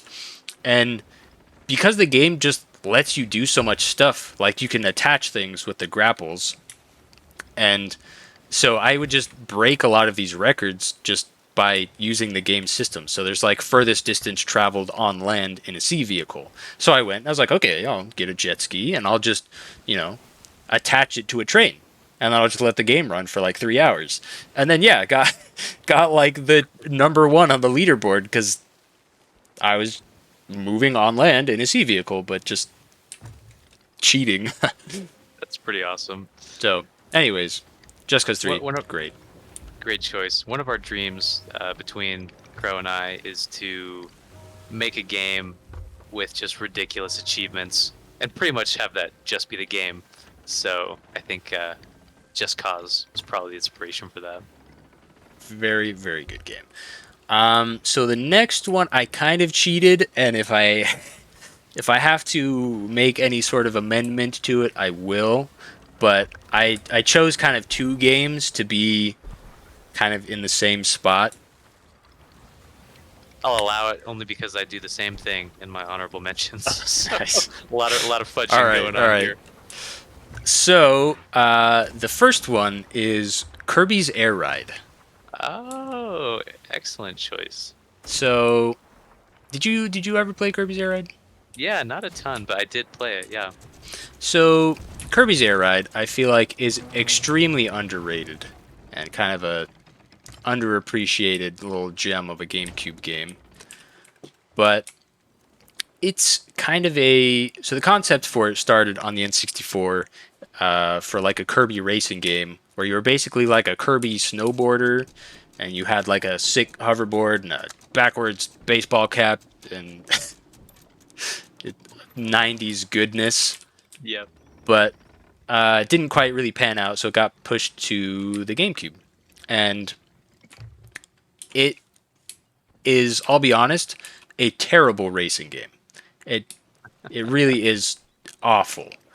But the really fun part is what's called City Trial, Hmm. and you basically get like this free roam city, and you start in a terrible. They're called like air ride machines. It's just like this weird floating star, which are basically like the vehicles, and you could find more vehicles throughout the city, and you can find different upgrades and power ups. And basically, the goal is before time runs out, you want to get your air ride machine super upgraded. And then at the end, there will be a random challenge between you and all the players. It could be a drag race, it could be a normal course race, it could be a fight to the death, like kind of demolition derby style. They had some where it's the highest distance that you can jump in your vehicle, or like a flying course where you have to be super accurate. And it's so much fun.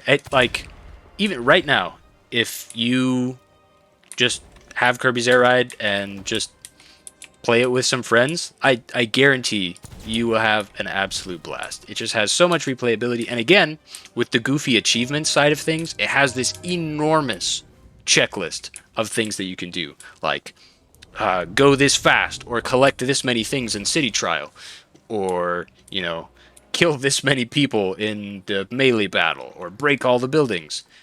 And there's so much to do in terms of just like unlocking stuff. For sure. Now, that's a great choice. I'll admit I wouldn't have expected it, but I think it's an excellent choice.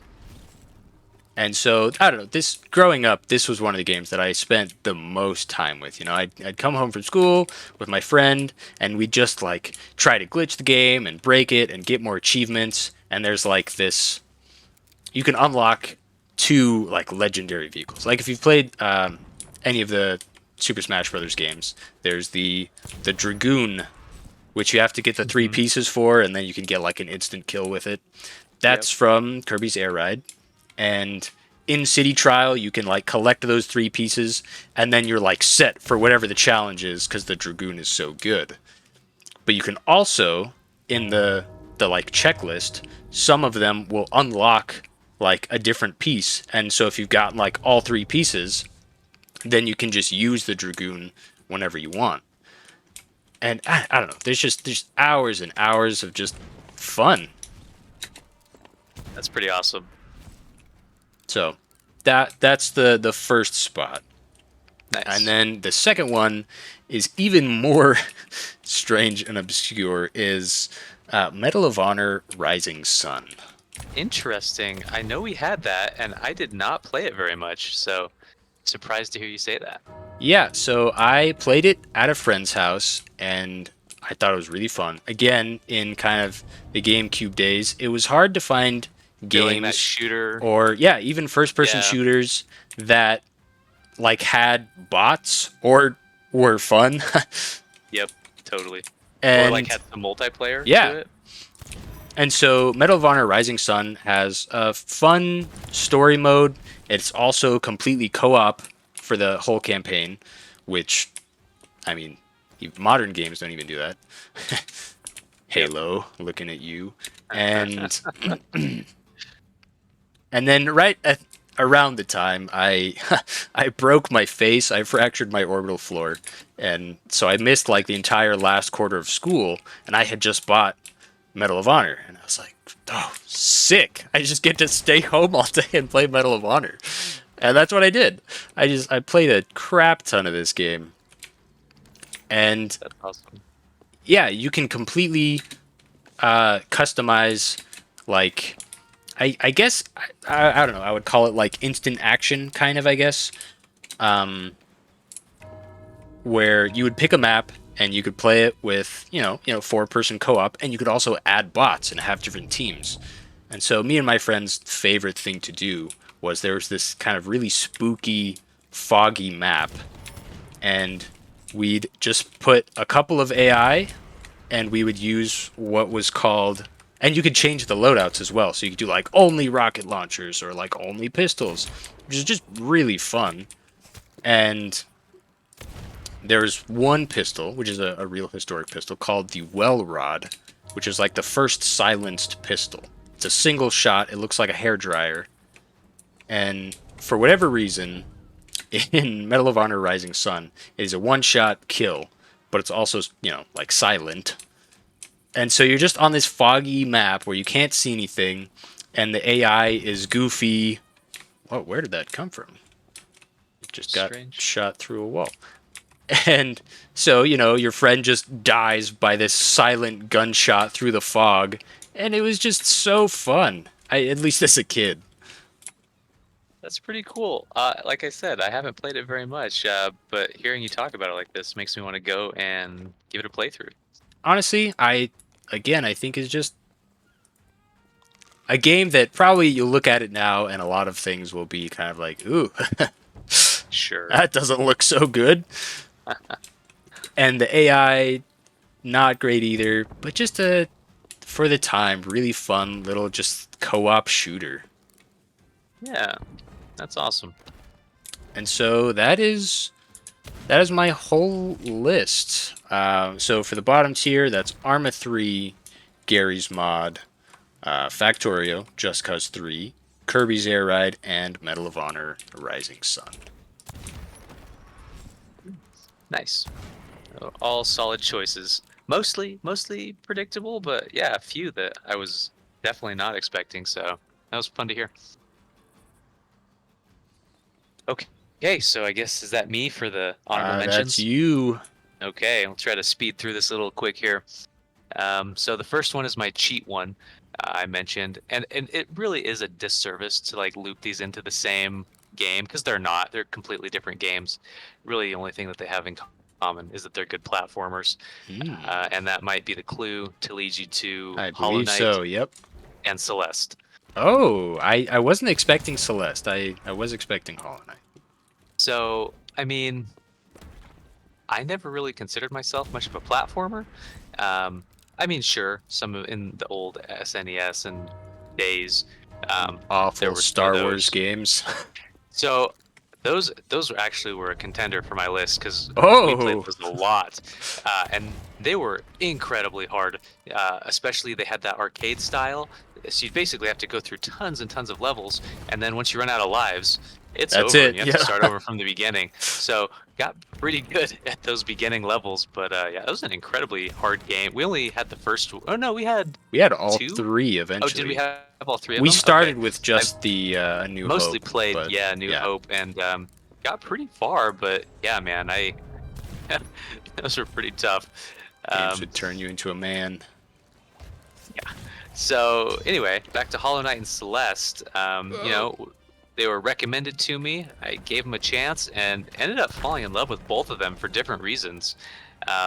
So I guess I'll start with Hollow Knight. Hollow Knight is, excellent platformer, really tight controls, a pretty intriguing story, and just I thought a really cool take on a Souls-like game from something Oh, that's 2D.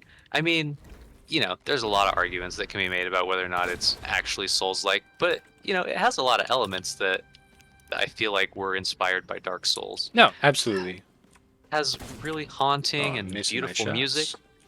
Um, just it's extremely detailed. The map and the length of the story.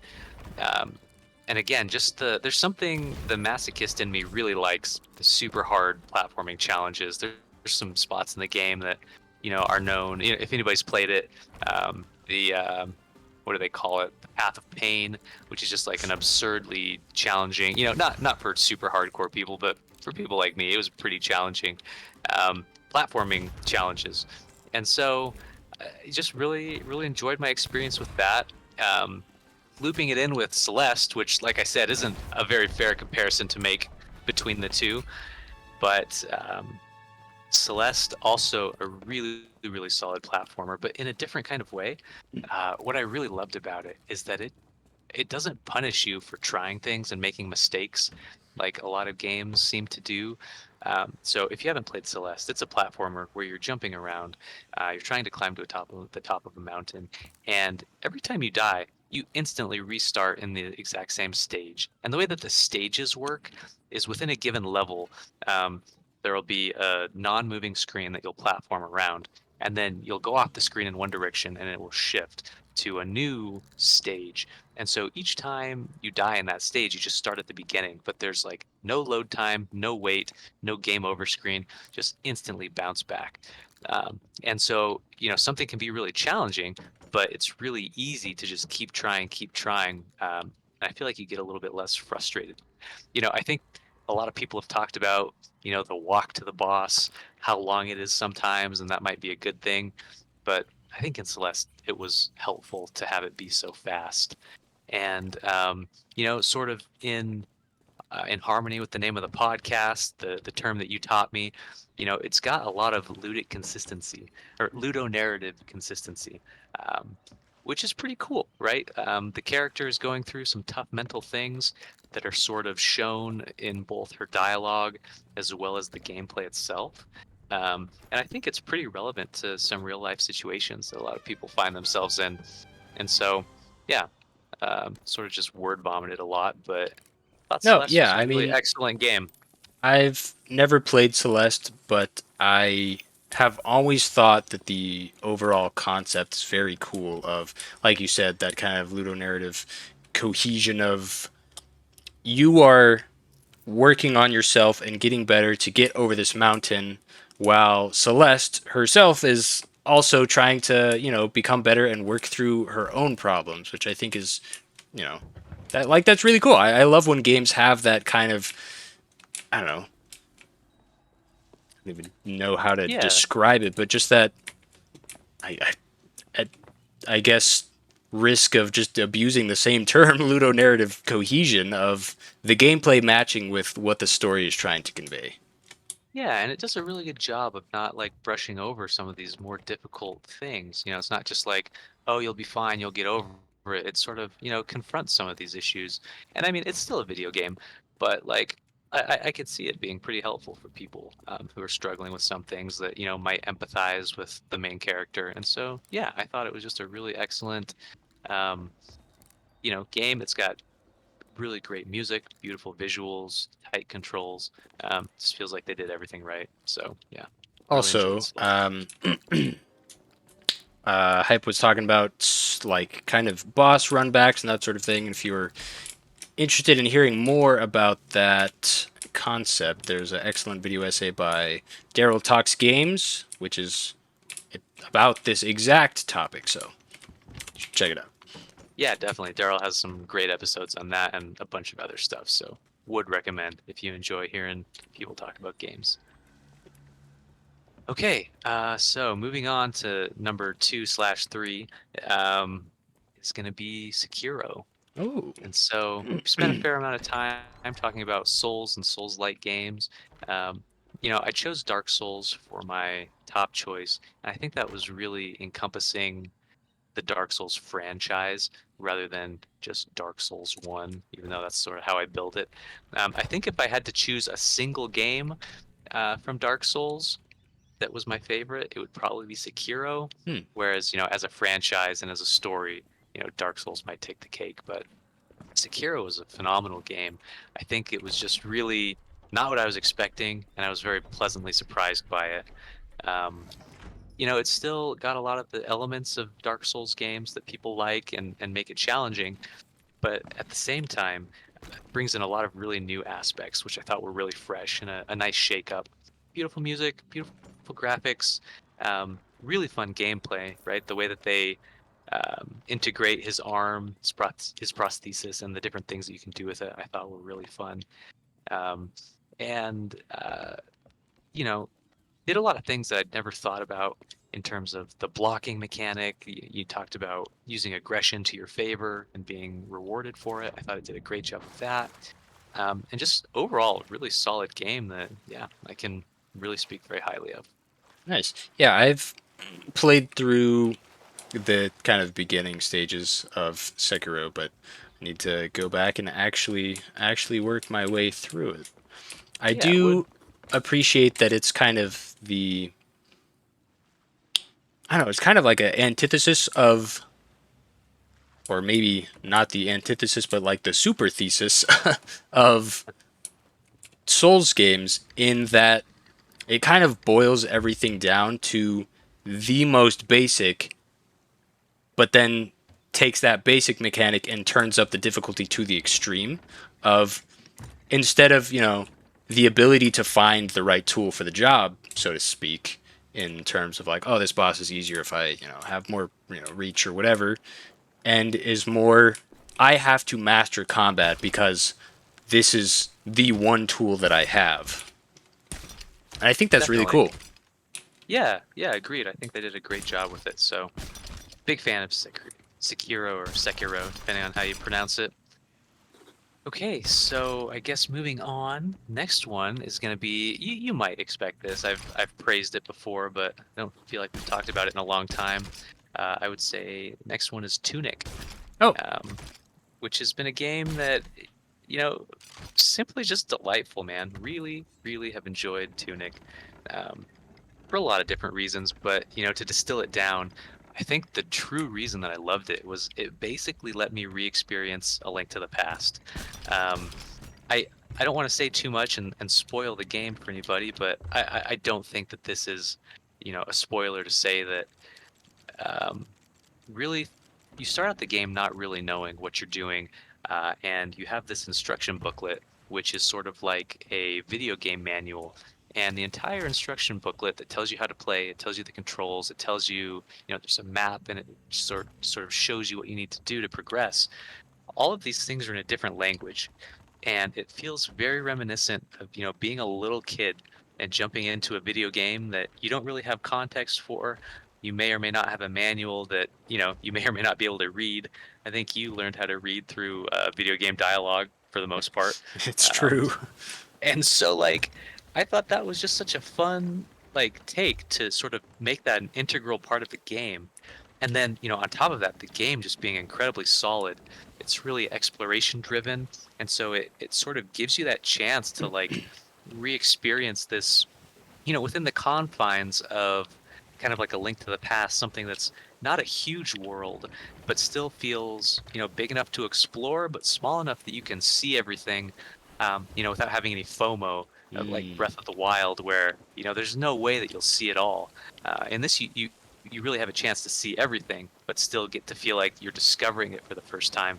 And there's a few really cool aha moments that you'll find, and you know, just great music, great gameplay, designed or made by just a single developer, and very very thoughtfully done. Uh, Really can't say enough good things about Tunic. I definitely know of how much you have praised Tunic. I've heard lots of praise from other people, but I just have the largest backlog and have never just taken the plunge. I actually The didn't know backlog that is real. about kind of the manual being in a different language. I knew that there was some mechanic in the game that involved kind of language, but I never actually knew really what it was. But So yeah, it's a fun.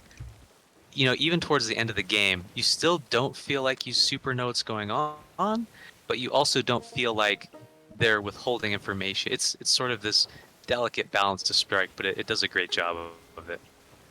nice. All right, so number four, is going to be Skyrim. Oh, very cool. And, I think this would probably end up on a lot of people's lists. This was probably the first actual true open world game that I played. And, like most people, thought it was a really cool experience. There's a lot I could say, but I feel like people are very familiar with Skyrim and are going to know or have felt most of these things. But I guess in a nutshell, just the atmosphere is great. It's got this cool world with its own lore, right? Reading through all the books on the bookshelves and getting little pieces of that was so fun. Or is it the And lusty handmaid? the lusty handmaid. There's some sketchy stuff depending on how many books you read. But yeah, I just thought it was really well done, and you know the progression system was really cool, where you have to sort of choose what kind of player you want to play the game as, and having these really excellent trees that you go through as you level up and get to unlock all of those different skills. I thought was really well done. And again, I've touched on this a few times, but just that ability to truly explore a world and get to know it, and know its people, know its features. I think Skyrim nailed, and so definitely has a Yeah, place on the I feel honorable like mention. it has become kind of the butt of jokes in recent years of like, oh yeah, Skyrim's all broken and Todd Howard and his 16 times the butts or whatever. Yeah, But like I feel like everybody kind of forgets just how nuts it was in 2011 when Skyrim came out. We're just like, "Whoa. yeah, Like it's this been a game long is time. crazy." Well, it's been re-released 1,000 times, and the fact that people still play it so many years later, is really a testament to it. And the foresight to really, allow and encourage modding and people Mhm. to, do all these things to keep the game alive, I think is a big part of its success as well. Yeah, absolutely. Okay, so I'll move on to my final one.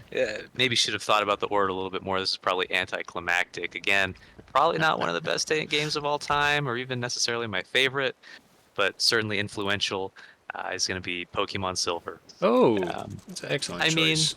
sunk probably hundreds of hours into that game as a kid, training Pokemon, catching Pokemon, going after the, NT and those mythical or legendary Pokemon. I just, it sort of gave you that opportunity to be the Pokemon trainer that Yeah, you go on fantasized a about go on a being. Pokemon adventure. Yeah, and it sort of had that cozy element to it that was really, fun as a kid. Um, just there's also, always been kind of a collector, and that, desire to catch them all, even though they're not all in it. It was really fun to go looking for the Pokemon that you needed, or training up your party to get the best ones. I thought it was all just really fun, and back at a time when you would go on long car rides that you didn't have any control over, and to have your Game Boy and jump into Pokemon was an awesome way to help pass the time. So definitely giving a slot to Pokemon.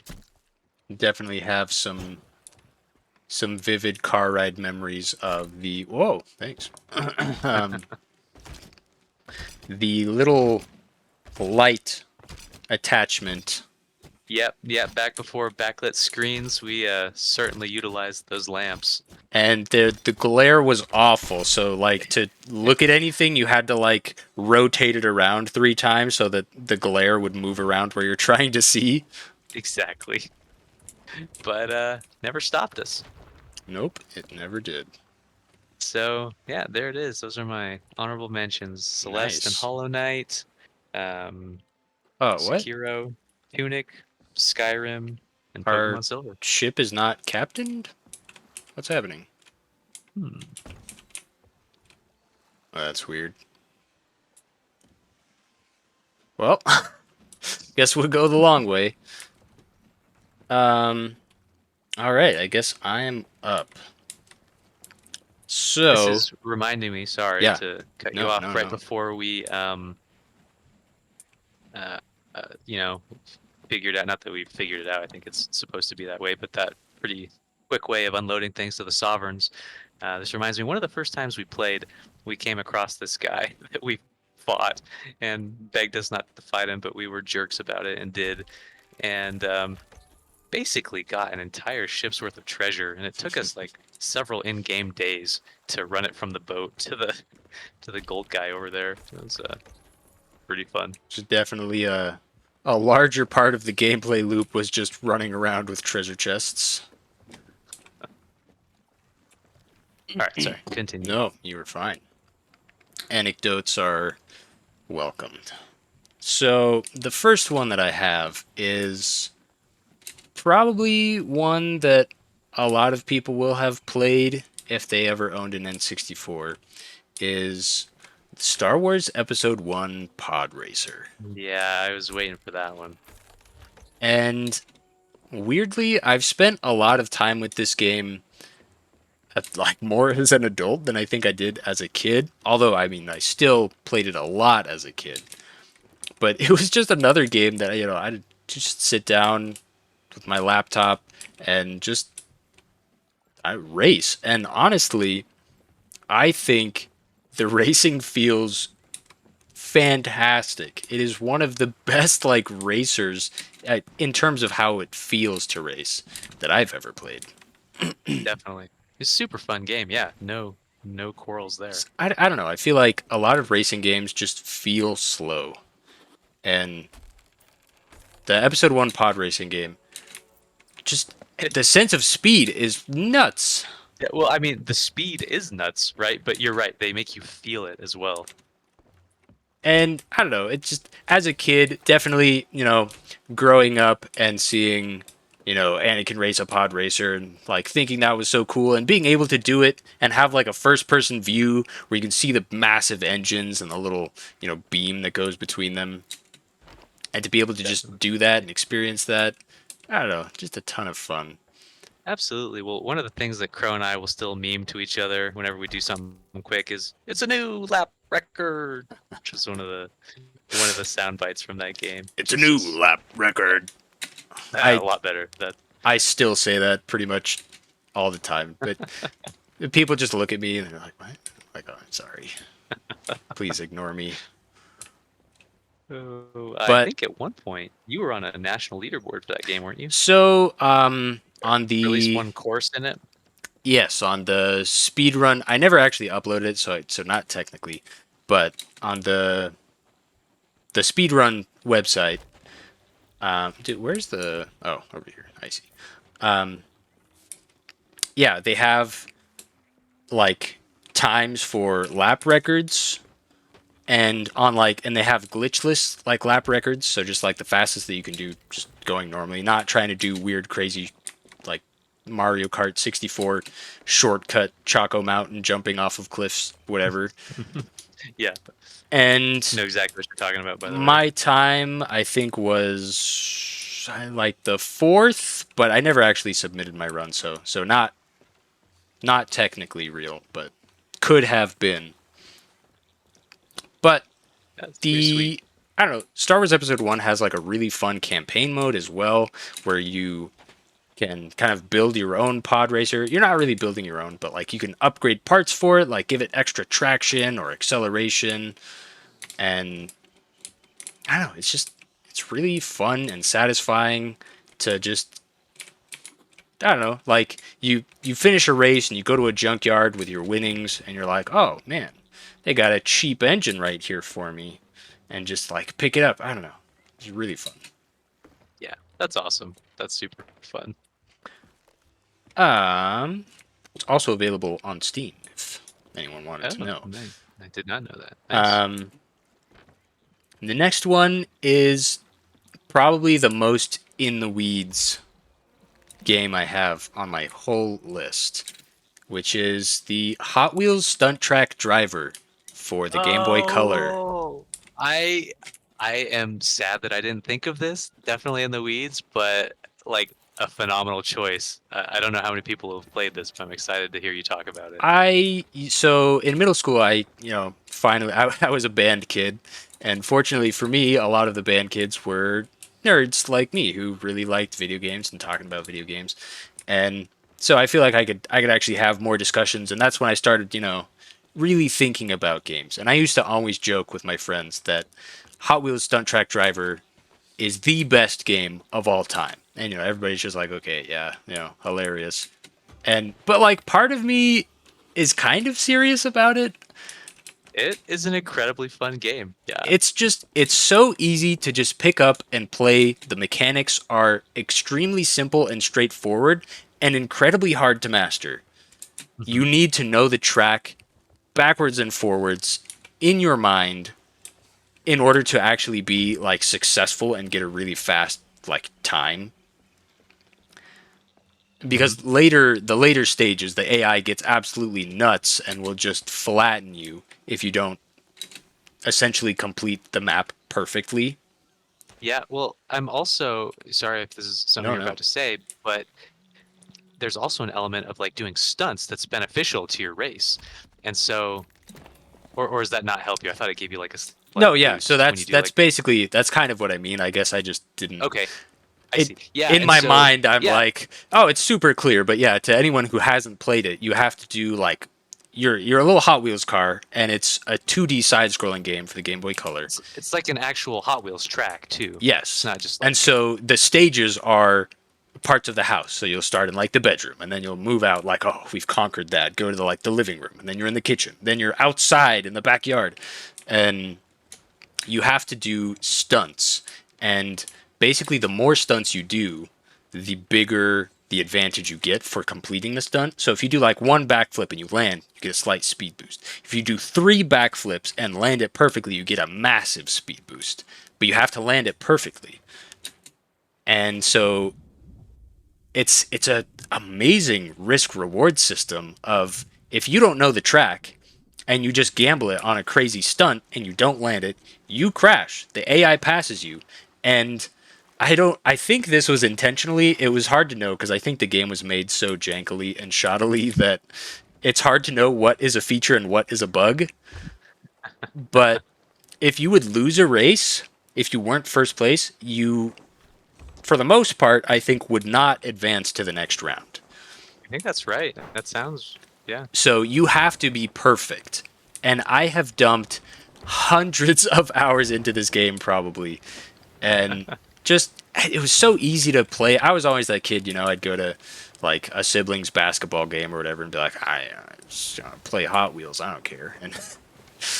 And so you just load it up and, start perfecting tracks. And it is so good, so fun. I also, if you are a scurvy dog of the sea, wink, wink, nod, nod, pick it up. It won't let you down. It's really fun, despite It is being incredibly quirky and fun. obtuse.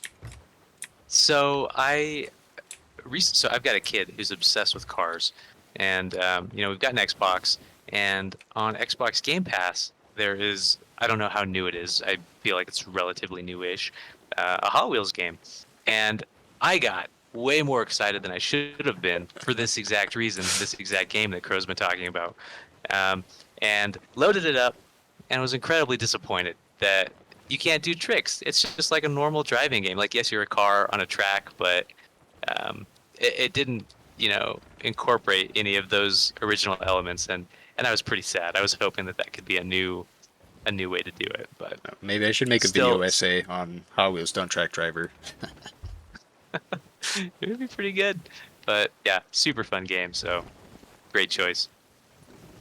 Let's see. The next one, I will also put as more in the weeds, although it's not really in the weeds. I feel like to I don't know modern standards, it's in the weeds, but highly influential game is the original Dragon Quest, Dragon Quest Ooh, One, yeah, or depending on nice. how it's localized or what you played it on. I played it the Game Boy Color version. There was a original NES version, and I know it's Dragon Quest versus Dragon Warrior in a Japanese Western localization, but basically the same game. And it is basically the grandfather of RPGs. And not in the sense that I guess like Dungeons and Dragons is really the grandfather, but I don't know. Just you start in a very like generic kind of cliche again of the knight saving the world, but it just I don't know why, but I think it's maybe just a product of how I played it. I would play it in boring classes, and you get this little. It's a turn-based combat system, of course, and obviously it's like a very kind of a low detail environment of the overworld where you're like, oh, there's a river here, there's a mountain here, whatever. I'm in the plains or the deserts. But depending on the tile that you are standing on, the backsplash of the image of the battle would reflect that. So, it's in a grassy field or on a cool mountain or whatever. And it just I can't really explain why, but it gave me such a sense of adventure.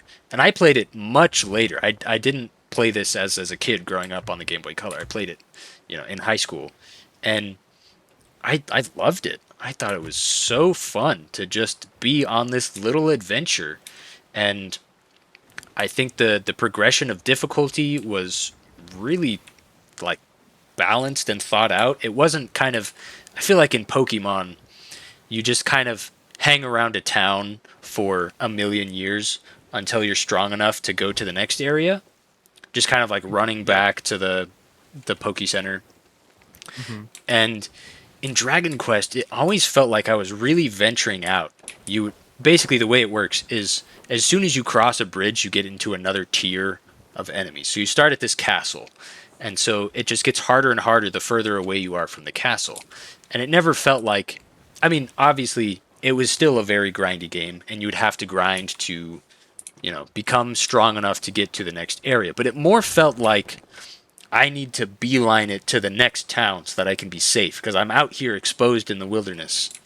So it never felt like, let me get strong enough to get to the next town. It was always just like, I have to, at the whims of nature, be able to make it to that town, I guess. I don't know. That's pretty cool. I've not played Dragon Quest. I've heard you speak highly of it, and this is getting me excited to play it. So I'll have to check it out. It It, sounds awesome. I mean, again, is very simplistic, nothing super crazy, but I don't know. I found it very fulfilling to just be on my little adventure. And, there's lots of NPCs to interact with. And again, for the time of being an NES game, just incredible. So, I don't know. Very weird game, but if you've got the time for it, I think it's worth a play. I'll have to check it out for sure. It sounds like a lot of fun. My next will be another Zelda game, which I think I was one of 7 people to enjoy, which is Skyward Sword. Nice. Yeah, I think the public reception of Skyward Sword was not great, and I think it was more so just because other impressive games were coming out, not necessarily that it was like a bad Zelda. But again, it released in November of 2011, which is exactly when Skyrim came out. So if you compare the freedom of Skyrim to the incredibly linear gameplay of Skyward Sword, and you're wanting an open world, you're gonna be like, Skyward Sword is a terrible game. But for me, it was exactly what I wanted. I remember kind of the ads for Skyward Sword, like, this game is 50 hours long. And I was like, holy crap, that's so long. Like, Yeah. and just so excited to, I don't know, have this big new Zelda game. And it had been years since Twilight Princess. Twilight Princess came out in Yep. 2006 or 7, whenever. And so I had just been waiting for this game forever, and just incredibly hyped out of my mind, and had a ton of fun with it. I haven't played it a ton, but definitely when it came out, I remember our mom, I think she did not have this rule for hype, but me being the youngest, I guess I got the leeway. I was allowed 1 day per school year to just not go to school. And I mean, it wasn't like a pure no questions asked. It was kind of like I had to have like a reason, and had to be peer reviewed by the parents beforehand. But for the release of Skyward Sword, I had it all planned out. It was right around Thanksgiving time, and I was like, okay, I'll take off the Monday, then I'll have like a half day at school, and then it'll be Thanksgiving for the rest of the week, and then I can just play Skyward Sword the rest of the week. And so I took Monday off and I just played it all day, and then had like that quick half day, and then right back into Skyward Sword, and just played the crap out of it just that whole week.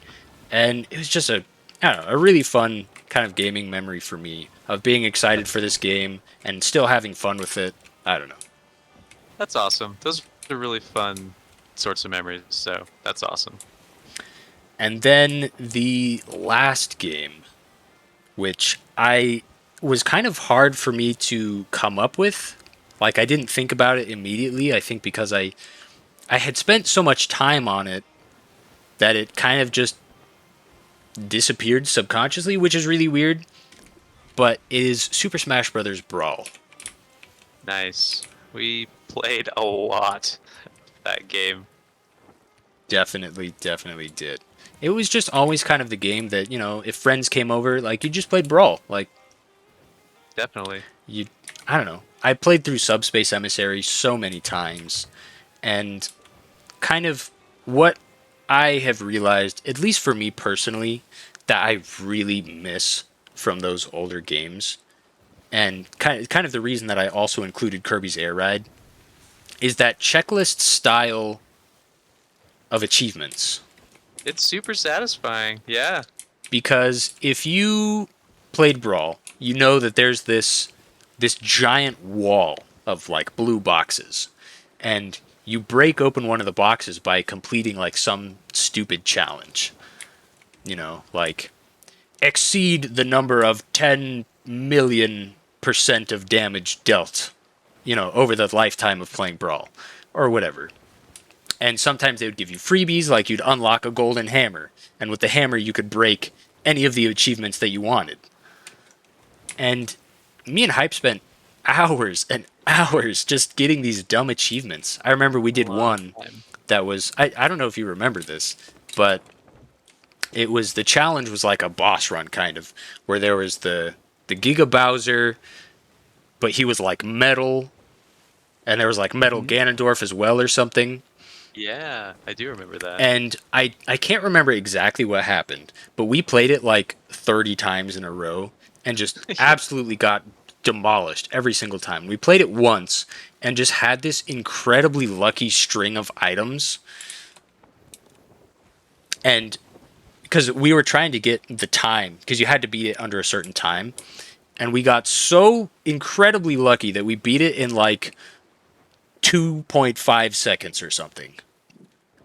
It was probably a little bit more Yeah. than that, but it was Yeah, like it was super fast. like Yeah. we couldn't even get close to the time limit that we needed, and then this was just like completely the other way, just the fastest time possible, like mathematically. I was so excited. It was awesome. I mean, and there was a lot of things in that game that you could min max, and it was really fun, like the punching bags with Oh Ganondorf and that sort yeah, of thing. getting the Like, max home runs. yeah, so just a lot of fun. And it seems like a lot of games have, I don't know, missed out on, I don't know, some of that. Yeah, well, we had this conversation recently when you were playing Spider-Man, Yeah, just sort of about the checkbox style achievements, and yeah, it's satisfying. It adds a lot of replayability or just hours to the game if that's something that you're seeking. So yeah, I think, and it's nice when they're not critical for the game. You can play the game and not miss out on them. But if you really like it and you really want to like sink time into it, to have that validation is really nice. absolutely. So, well, that's my five runners up. Got Star Wars Episode 1 Pod Racer, Hot Wheels Stunt Track Driver for the Game Boy Color, Dragon Quest 1, Skyward Sword, and Super Smash Bros. Brawl.